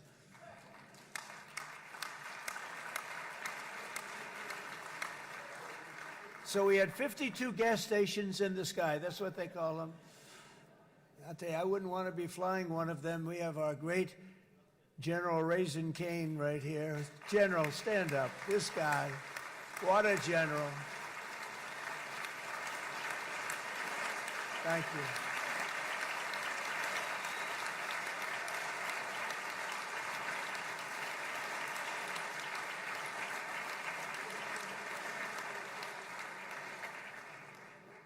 I asked General Cain, I said, you know, we're having problems with ISIS, and I was in Washington, and I asked, how long would it take to defeat ISIS? And my Washington generals told me, 3, 4, maybe 5 years, sir. I said, I don't get it. We got the best equipment in the world. Why? So I flew to Iraq, and I met with a man named Cain. He said, what's your first name? He said, they call me Raisin, sir. I said, wait a minute, your name is Raisin Cain? I've been looking for you for a long time. You gotta be kidding. So they told me 3, 4, 5 years to defeat ISIS. And I sit down with him and I say, why is it? I flew there in the dark of night. I landed, I'll never forget it. It was quite a trip. I'm glad I made it because I met him. I said, could I ask you, General? I come down. He's standing with another general and a sergeant. Everybody was like central casting. They could go into a movie right now. Between him and you guys over here, we could get rich making movies, okay? And they got along so great. That's the beautiful thing, that your military and our military, Bibi, got along so great. But what I was told by the television generals in Washington, we have the best equipment in the world. Why is it taking so long? And they said, 4 years. I said, so let me ask you, Raisin, how long would it take you to defeat ISIS? Sir, we can do it in 3 weeks, but you'll probably have some time left over. I said, you gotta be kidding. What the hell are you talking about? They said 4 years. I said, well, sir, look, it's not my place to say, but you're asking me the question. What you have to do is you hit him from the west, you hit him from the north, you hit him from the south, you hit him above, you hit him below. I said, so why didn't they do it? And he didn't want to speak badly of his superiors, which is hard to believe they were his superiors. It should have been the other way around a long time ago, because he's the one that did Operation Hammer. It was flawless. It was flawless. It was absolutely flawless. And I said, so you really think you can do it in 4 weeks? Yes, sir, 100%. You have to do it differently than they were doing it. They were using one base and it was hundreds of miles away. And he says, we have all these portable bases all over the Middle East. And they didn't want to use them because they didn't want to offend the country where the portable, they wouldn't have even known what the hell the planes were going up, right? They wouldn't have known, but he said, no, they didn't want to defend anybody, offend anybody, and but we can do it in 4 weeks. I said, you sure about that? I'm going to call you back. I'll call you back on Monday. I'm going back to Washington. But you think 4 weeks? Yes, sir, I think we can do it in 4 weeks. We'll have time left over. So I call him on Monday. I said, you think you can do it? 4 weeks. I said, go ahead and do it. He did it. I'll tell you, he did it in 4 weeks, less than 4 weeks. So, General, stand up, please. Again, this is a real general. This is not a television general. He doesn't want to go on television.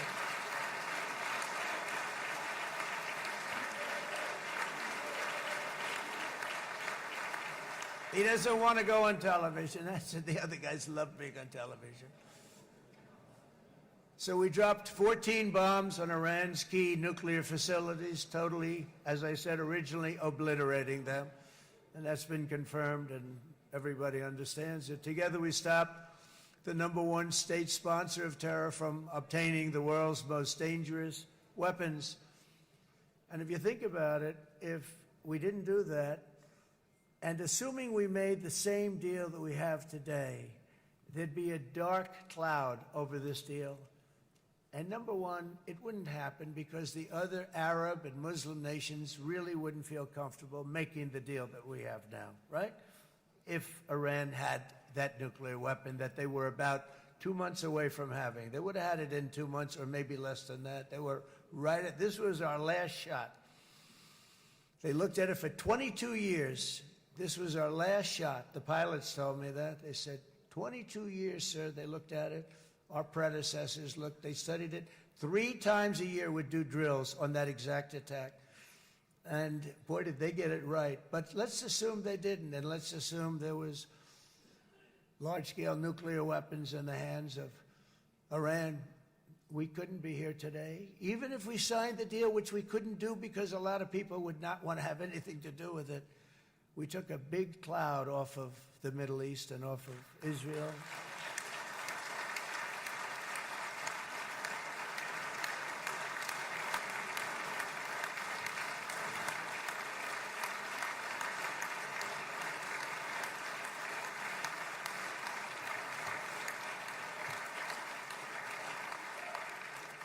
And it was my honor to help.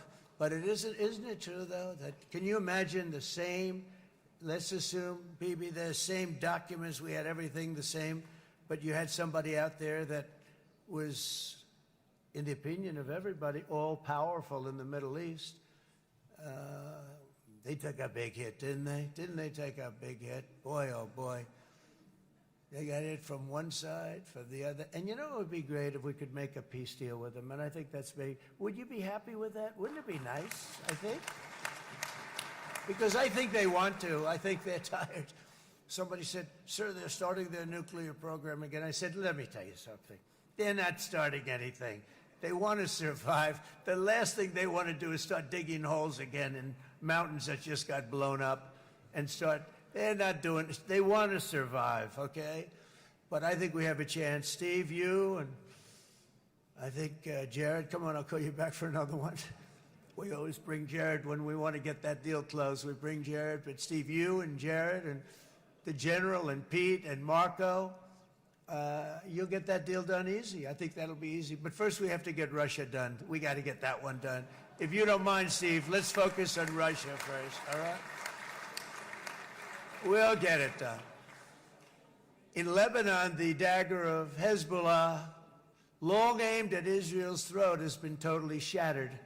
My administration is actively supporting the new president of Lebanon in his mission to permanently disarm Hezbollah's terror brigades. He's doing very well. And build a thriving state at peace with its neighbors, and you're very much in favor of that, I know, and it's good things are happening there, really good things. And with this week's ceasefire, we've achieved the most challenging breakthrough of them all, the most challenging breakthrough maybe ever. I mean, I've never seen anything like it. I've been involved in a lot of success. I have never seen anything like what's going on today all over the world. People are dancing in the streets, not just in Israel. They're dancing in the streets of countries that would have never danced in the street about what's happening today. They're dancing in those streets. So this long and difficult war has now ended. You know, some people say 3,000 years, some people say 500 years, whatever it is. It's the granddaddy of them all. And in an unprecedented achievement, virtually the entire region has endorsed the plan that Gaza will be immediately demilitarized, that Hamas will be disarmed, and Israel's security will no longer be threatened in any way, shape, or form.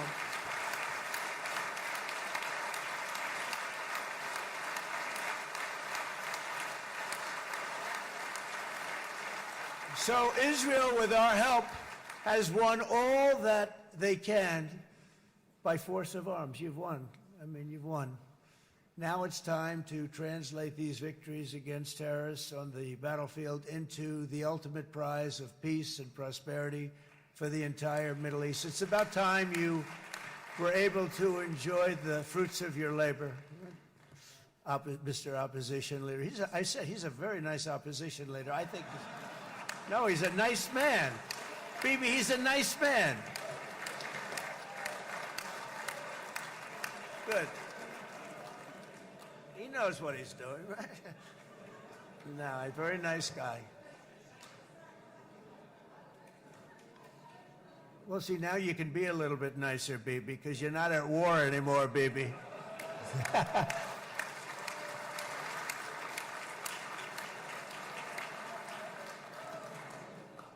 But only by embracing the opportunities of this moment can we achieve our goal of ensuring that the horrors of recent years will never happen again. You don't want to have to go through this again.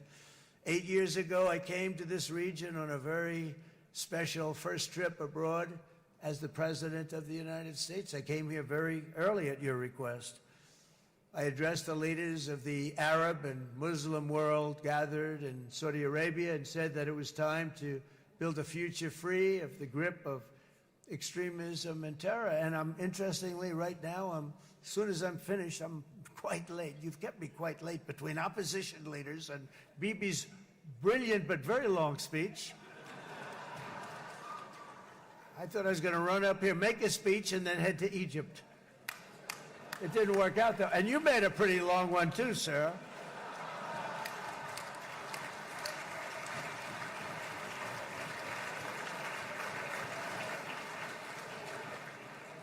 But I liked what you all said. It could be worse. Supposing on top of it, I didn't like what you said. That would be no good, Ron, would it?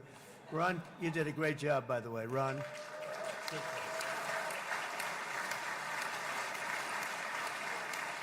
Yeah.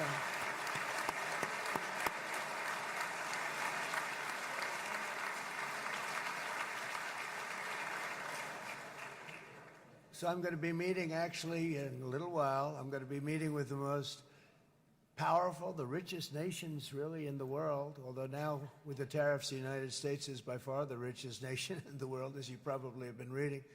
But the richest nations, most powerful nations, you know, tremendous, headed by some tremendous people in many cases. Some cases I wouldn't say necessarily I would endorse, but I will tell you, some incredible people that really helped us make this all possible. So I'll be going there. I'll be quite late. They might not be there by the time I get there, but we're going to give it a shot. But the journey we started back then led to the crushing defeat of the ISIS caliphate, to the monumental Abraham Accords, and ultimately to the historic ceasefire this week, in which many of those same nations really played a very pivotal role, I have to tell you. Steve will tell you that. Jared will tell you that. Together, we've shown that peace is not just a hope that we can dream about. It's a reality we can build upon day by day, person by person, and nation by nation. And because of that, the Middle East is finally ready to embrace its extraordinary potential. You have extraordinary potential in this region. It should now be clear to everyone throughout the region that decades of fomenting terrorism and extremism, jihadism and anti-Semitism have not worked. They haven't worked. They've been a disaster. They've just killed. They've killed. They've backfired completely and totally. They've just totally backfired. Everything that you thought, take it worst case, it's turned out to be worse than that. They have not worked. From Gaza to Iran, those bitter hatreds have delivered nothing but misery, suffering, failure, and death. They've served not to weaken Israel, but to annihilate the very forces that did the most to foment this hatred. And it's really, I mean, everybody that's tried it has become irrelevant. Meanwhile, we've seen those nations that set aside their differences, reached across ancient divides, and pursued engagement are now among the most successful in the region. They're getting along with Israel, and they're doing great.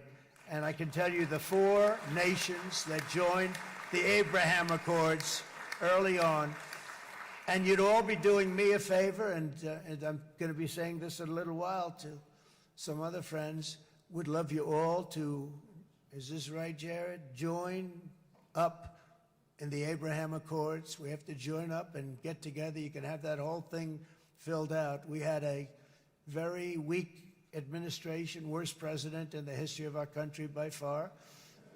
And Barack Obama was not far behind, by the way.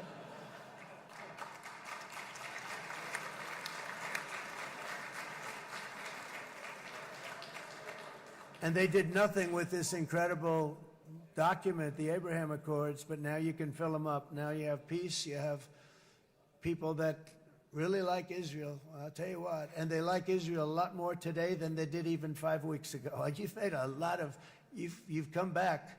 You've come back strong, because it was getting to be a little nasty out there in the world, and ultimately the world wins. You can't beat the world always.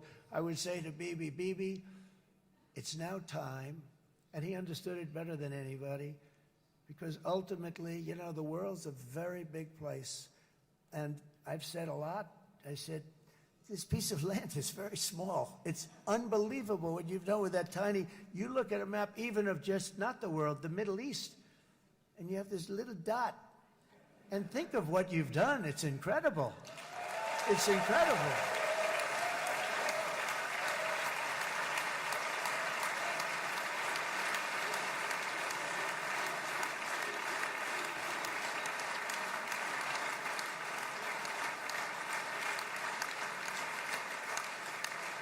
But the world is loving Israel again. And I said to Bibi, you know, the world is big and it's strong. And Ron, ultimately, the world wins. And we don't have to worry about that now. But there was getting to be a period of time over the last few months, you know, the world wanted peace and Israel wanted peace. Everybody did. Everybody did. And what a victory it's been, right? What a victory it's been. If you would have gone on for 3, 4 more years, keep fighting, it was getting bad. It was getting heated. The timing of this is brilliant. And I said, Bibi, you're going to be remembered for this far more than if you kept this thing going, kill. It would be it would not be the same. And I just want to congratulate you for having the courage to say, that's it, we've won. And now let's enjoy our lives and let's rebuild Israel and make it stronger and bigger and better than it's ever been before. We're going to do that. Took a lot of guts. And the choice for Palestinians could not be more clear. This is their chance to turn forever from the path of terror and violence. It's been extreme, to exile the wicked forces of hate that are in their midst, and I think that's going to happen. I've met some people over the last couple of months that want to see it happen very much, and after tremendous pain and death and hardship, now is the time to concentrate on building their people up instead of trying to tear Israel down. We don't want that to happen again. And the total focus of Gazans must be on restoring the fundamentals of stability, safety, dignity, and economic development so they can finally have the better life that their children really do deserve after all these decades of horror. I intend to be a partner in this effort in the sense that we're going to help and we're going to do something that became unbelievably popular. Everybody wants to be on it. It's called the Board of Peace, okay? How about that? Is that a beautiful name? Like a board of peace.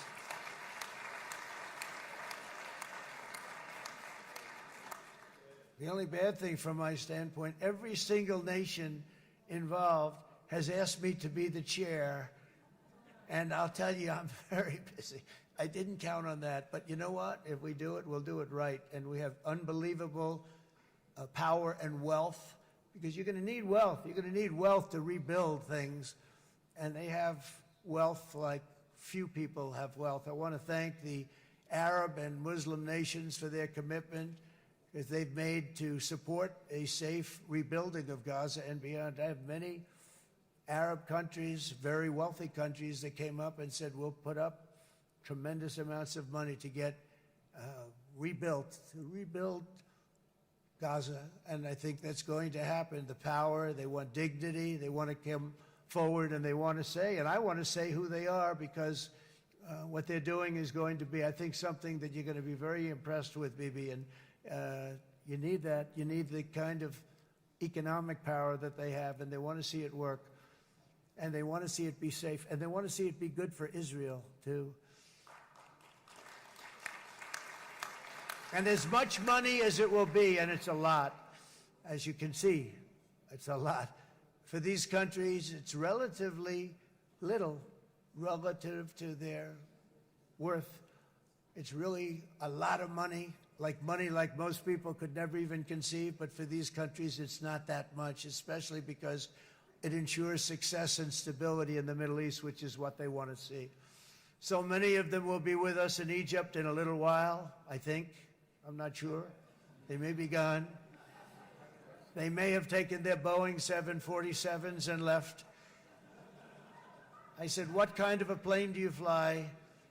747. I said, that's a large plane. No, they may have. Steve, do you think they've left on their their brand new Boeing 747s? Or I don't know. We're going to find out soon. It's going to be a big story. There'll be 2 people left. And they'll be the 2 poorest ones.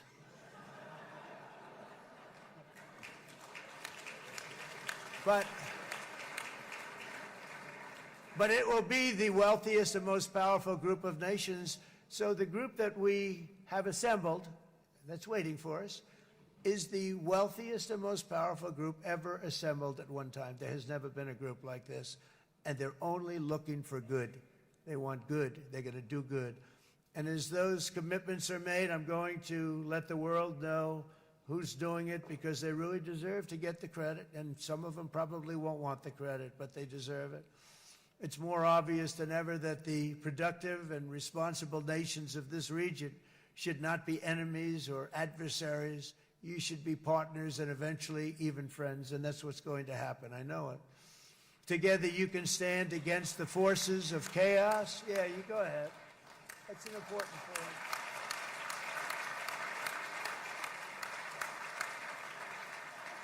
Because you can stand against the forces of chaos that threatened all of your interests, and it's always a big threat, and unleash incredible prosperity and opportunity for all the people of these lands, and that's what's going to happen. You're going to unleash numbers and success, the likes of which Israel has never been able to think of, because you're so firm, and you should be, and you've done the right thing in defending yourself.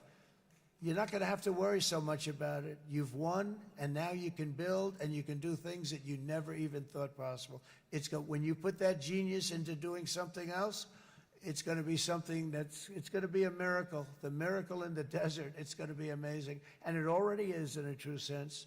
But it'll be wonderful when you can spend time thinking about other than war and defense and offense also. To that end, it's my firm hope and dream, frankly, that together the Abraham Accords will turn out to be everything that we thought they would. Those 4 countries were very, very brave in doing it. They did it at a very early point, and every single one of them benefits unbelievably financially. And if you notice, even in this bad period that we just went through, they all remained a member of the Abraham Accords. They've done unbelievably well. And you know who you are, and I want to thank you. And they've stayed because of loyalty, but they've also stayed because it was really good business. They've made a lot of money being members, and you're going to all, I hope that every one of the countries that we're seeking, Jared, I hope they join quickly. No games, no nothing. Just join, get it. It's going to be a great peacemaker.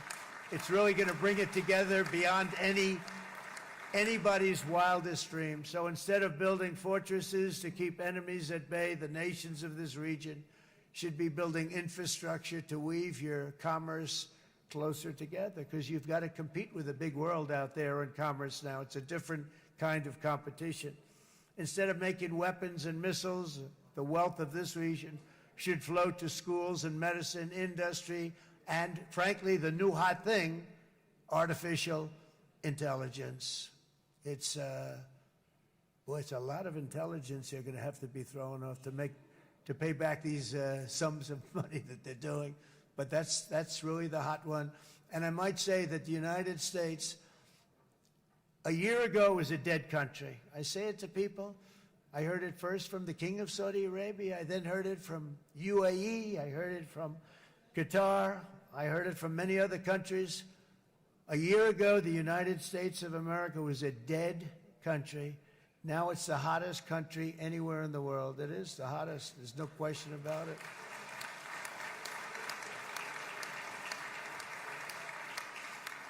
In fact, if you go back a year ago, before the election, although once we had November 5th, we became hot because people got it. I would say November 5th was a time that we became really hot.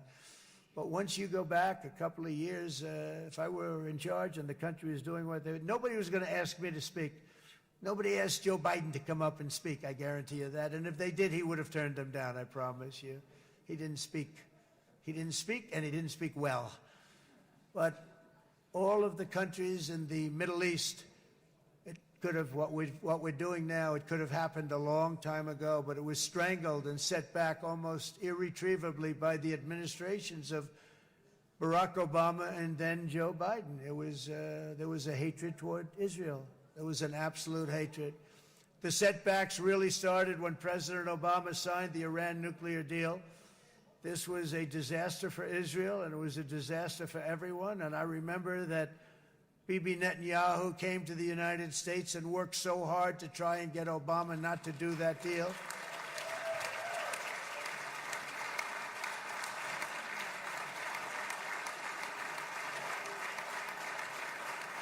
He worked so hard.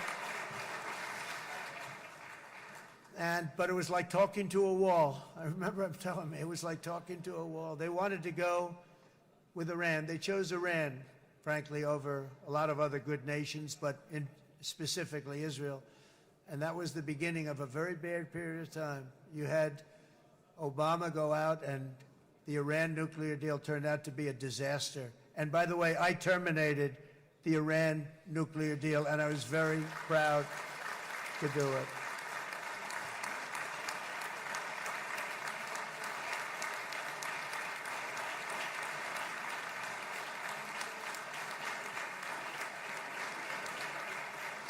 Yet even to Iran, whose regime has inflicted so much death on the Middle East, the hand of friendship and cooperation is open. I'm telling you, they want to make a deal. That's all I do in my life. I make deals. I'm good at it. I've always been good at it. And I know when they want. Even if they said, we don't want to make a deal, I can tell you they want to make a deal. All right, they do. They want to make a deal, and we're going to see if we can do something, because this is crazy what's happening, and we're not going to have this anymore. Neither the United States nor Israel bear the people of Iran any hostility. We merely want to live in peace. We don't want any looming threats over our heads, and we don't want to even think in terms of nuclear destruction. It's not going to happen, never will happen. There's nothing that would do more good for this part of the world than for Iran's leaders to renounce terror, stop threatening their neighbors, quit funding their militant proxies, and finally recognize Israel's right to existence. They have to do that. They have to do that. And to Iran, and as you know, this is not said out of weakness. There's no weakness. But I'm going to say this, that we are ready when you are, and it will be the best decision that Iran has ever made. And it's going to happen. It's going to happen. And they're good people. I know a lot of Iranians in the United States. They're good people, smart, hardworking people. They don't want to see what's happened to their country. The story of fierce Israeli resolve and triumph since October 7th should be proof to the entire world that those who seek to destroy this nation are doomed to bitter failure. The state of Israel is strong, and it will live and thrive forever.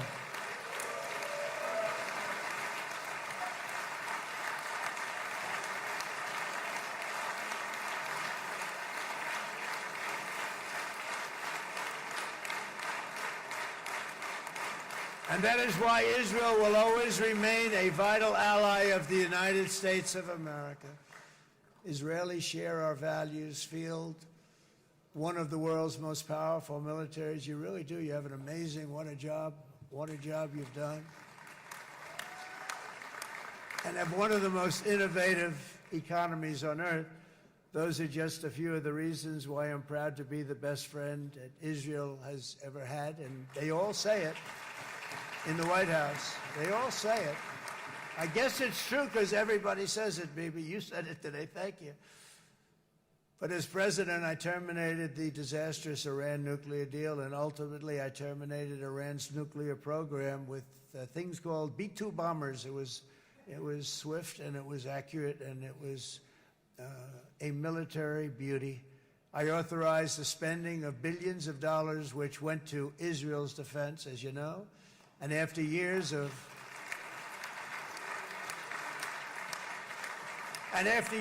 broken promises from many other American presidents, you know that, they kept promising. I never understood it until I got there. There was a lot of pressure put on these presidents. It was put on me too, but I didn't yield to the pressure. But every president for decades said, we're going to do it. The difference is I kept my promise and officially recognized the capital of Israel and moved the American embassy to Jerusalem.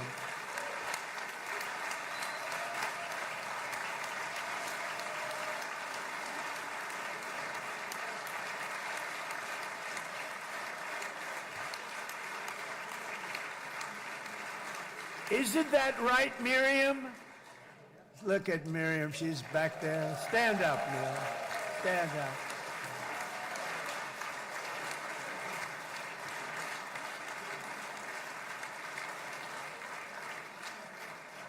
Miriam and Sheldon would come into the office. They'd call me. He'd call me. I think they had more trips to the White House than anybody else I can think of. Look at her sitting there so innocently. She's got $60 billion in the bank. $60 billion. And I think she's saying no more. And she loves Israel, but she loves it, and they would come in, and her husband was a very aggressive man, but I loved him. He was a very aggressive, very supportive of me. And he'd call up, can I come over and see you? I say, Sheldon, I'm the president of the United States. It doesn't work that way. He'd come in and we would do. But they were very responsible for so much, including getting me thinking about Golan Heights, which is probably one of the greatest things to ever happen to Israel.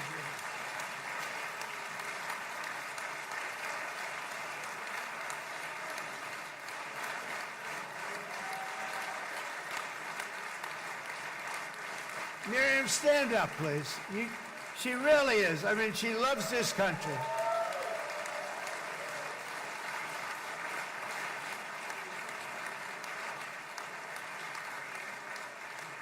She loves this country. Her and her husband are so incredible. We miss him so dearly. But I actually asked her, I'm going to get her in trouble with this, but I actually asked her once, I said, so Miriam, I know you love Israel. What do you love more, the United States or Israel? She refused to answer. That might mean Israel, I must say. We love you. Thank you, darling, for being here. That's a great honor. Great honor. She's a wonderful woman. She is a great woman. I've always stood for the people of this community, and I always will. I'll always be with you. I'm always going to be with you. I guess maybe something could happen to change my mind. Somebody that's really stupid gets into office and wants to do really bad things, but that's about it. And we don't think we're going to have that happen. I hope we're not going to have that happen. And this man is a good man right here. These two men are good men right here.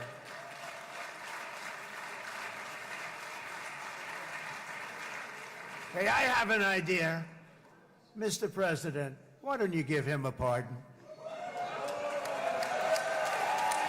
Give him a pardon. Come on.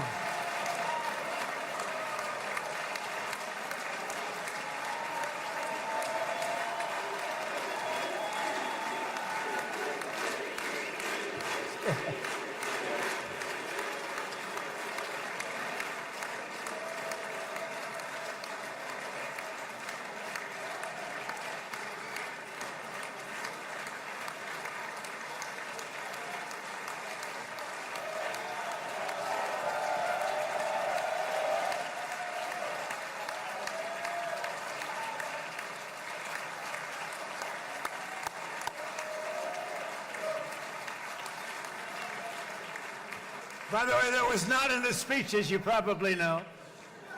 But I happen to like this gentleman right over here, and it just seems to make so much sense. You know, whether we like it or not, this has been one of the greatest wartime presidents. This has been one of the greatest wartime presidents.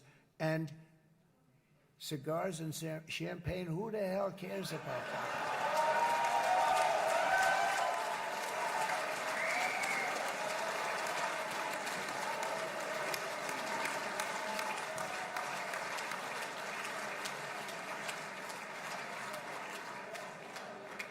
All right, enough controversy for the day, right? Actually, I don't think it's very controversial. So, you know, I mean, I see so popular. You are a very popular man. You know why? Because you know how to win.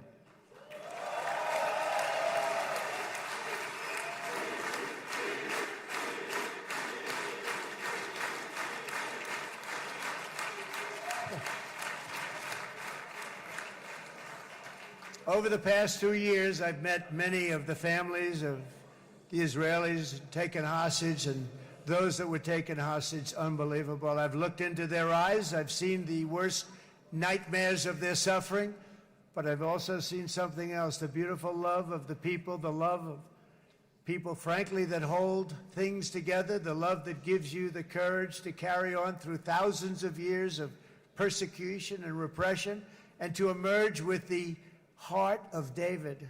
It's the heart of David. It's that love that's defeated the enemies of civilization, built this incredible country and this unbelievable economy, and forged one of the great democracies of the world. That is why it's a true honor to stand here today and address this assembly in your ancient and eternal now capital, Jerusalem. I'm proud to have helped in that regard. This city and this nation stand as living proof that a much brighter future for this entire region is truly within our grasp. For thousands of years, Jerusalem has been a home to Christians, Jews, Muslims, and people of all ethnicities and creeds. This is the holy center of the world's three great Abrahamic faiths. I like that too. Adorned, it's the first time I've seen that word in a while. Adorned with their sacred sites and alive with their pilgrims and visitors from every corner of the globe. But here between the Western Wall, the Temple Mount, and the hill called Calvary, people of every faith and background live, work, pray, serve, and raise their families side by side, and they do it with love. This example is just one of the modern miracles that Israel has given to the world.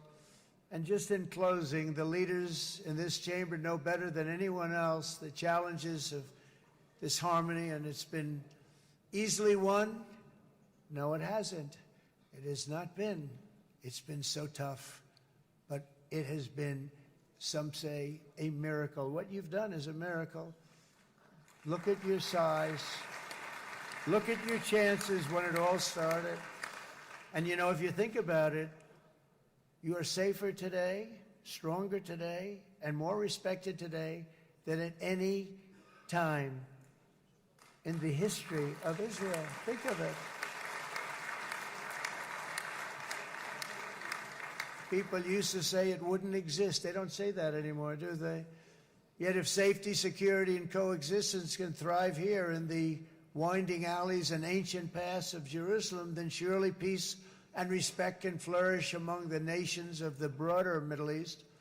The God who once dwelled among his people in this city still calls us, in the words of Scripture, the turn from evil and do good, to seek peace and pursue it. So he still whispers truth into the hills and knolls and valleys of his magnificent creation, and he still writes hope into the hearts of his children all over the world. And that is why even after 3,000 years of pain and conflict, the people of Israel have never given up from the threats of Zionism, from all sorts of threats. You want the promise of Zion. You want the promise of success and hope and love and God. And the people of America have never lost faith in the promise of a great and blessed future for all of us. From the very first day that modern Israel was founded, we have stood together through thick and thin of setbacks, and through victory and defeat, through glory and heartache. We have built industries together. We have made discoveries together. We have confronted evil together, and we have waged war together, and perhaps, most beautifully of all, we have made peace together. And this week, against all odds, we have done the impossible and brought our hostages home.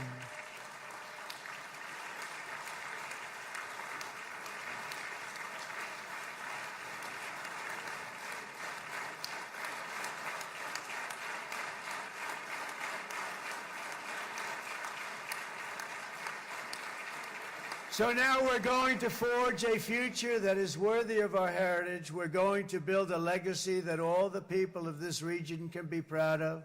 New bonds of friendship, cooperation, and commerce will join Tel Aviv to Dubai, Haifa to Beirut, Jerusalem to Damascus, and from Israel to Egypt, from Saudi Arabia to Qatar, from India to Pakistan, from Indonesia to Iraq, from Syria to Bahrain, Turkey to Jordan, the United Arab Emirates to Oman, and Armenia to Azerbaijan, another war that I just settled. We are going to have hope, harmony, opportunity, and happiness here in the spiritual and geographic center of the entire world. That's what you are. Israel, America, and all of the nations of the Middle East will soon be safer, stronger, greater, and more prosperous than ever before.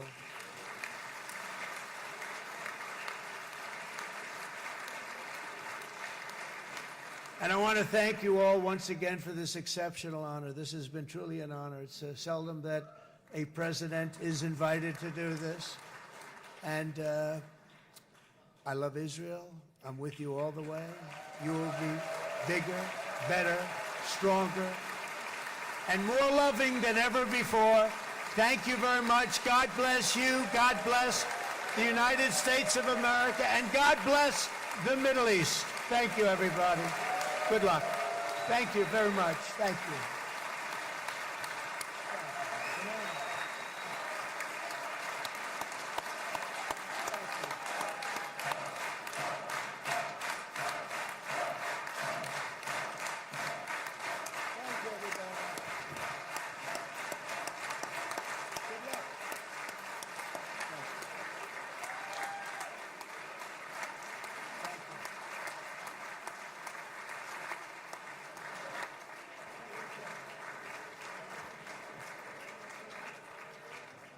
אני מודה לנשיא ארצות הברית של אמריקה על דבריו. I'm thanking חברות וחברי the הכנסת, תם President of סדר the היום. United States. הישיבה הבאה This תתקיים ביום session is שני, over. כ"ח בתשרי התשפ"ו, The next session 20 will be באוקטובר on the 2025 20th of בשעה October 16:00. at 4 o'clock in the חג afternoon. שמח.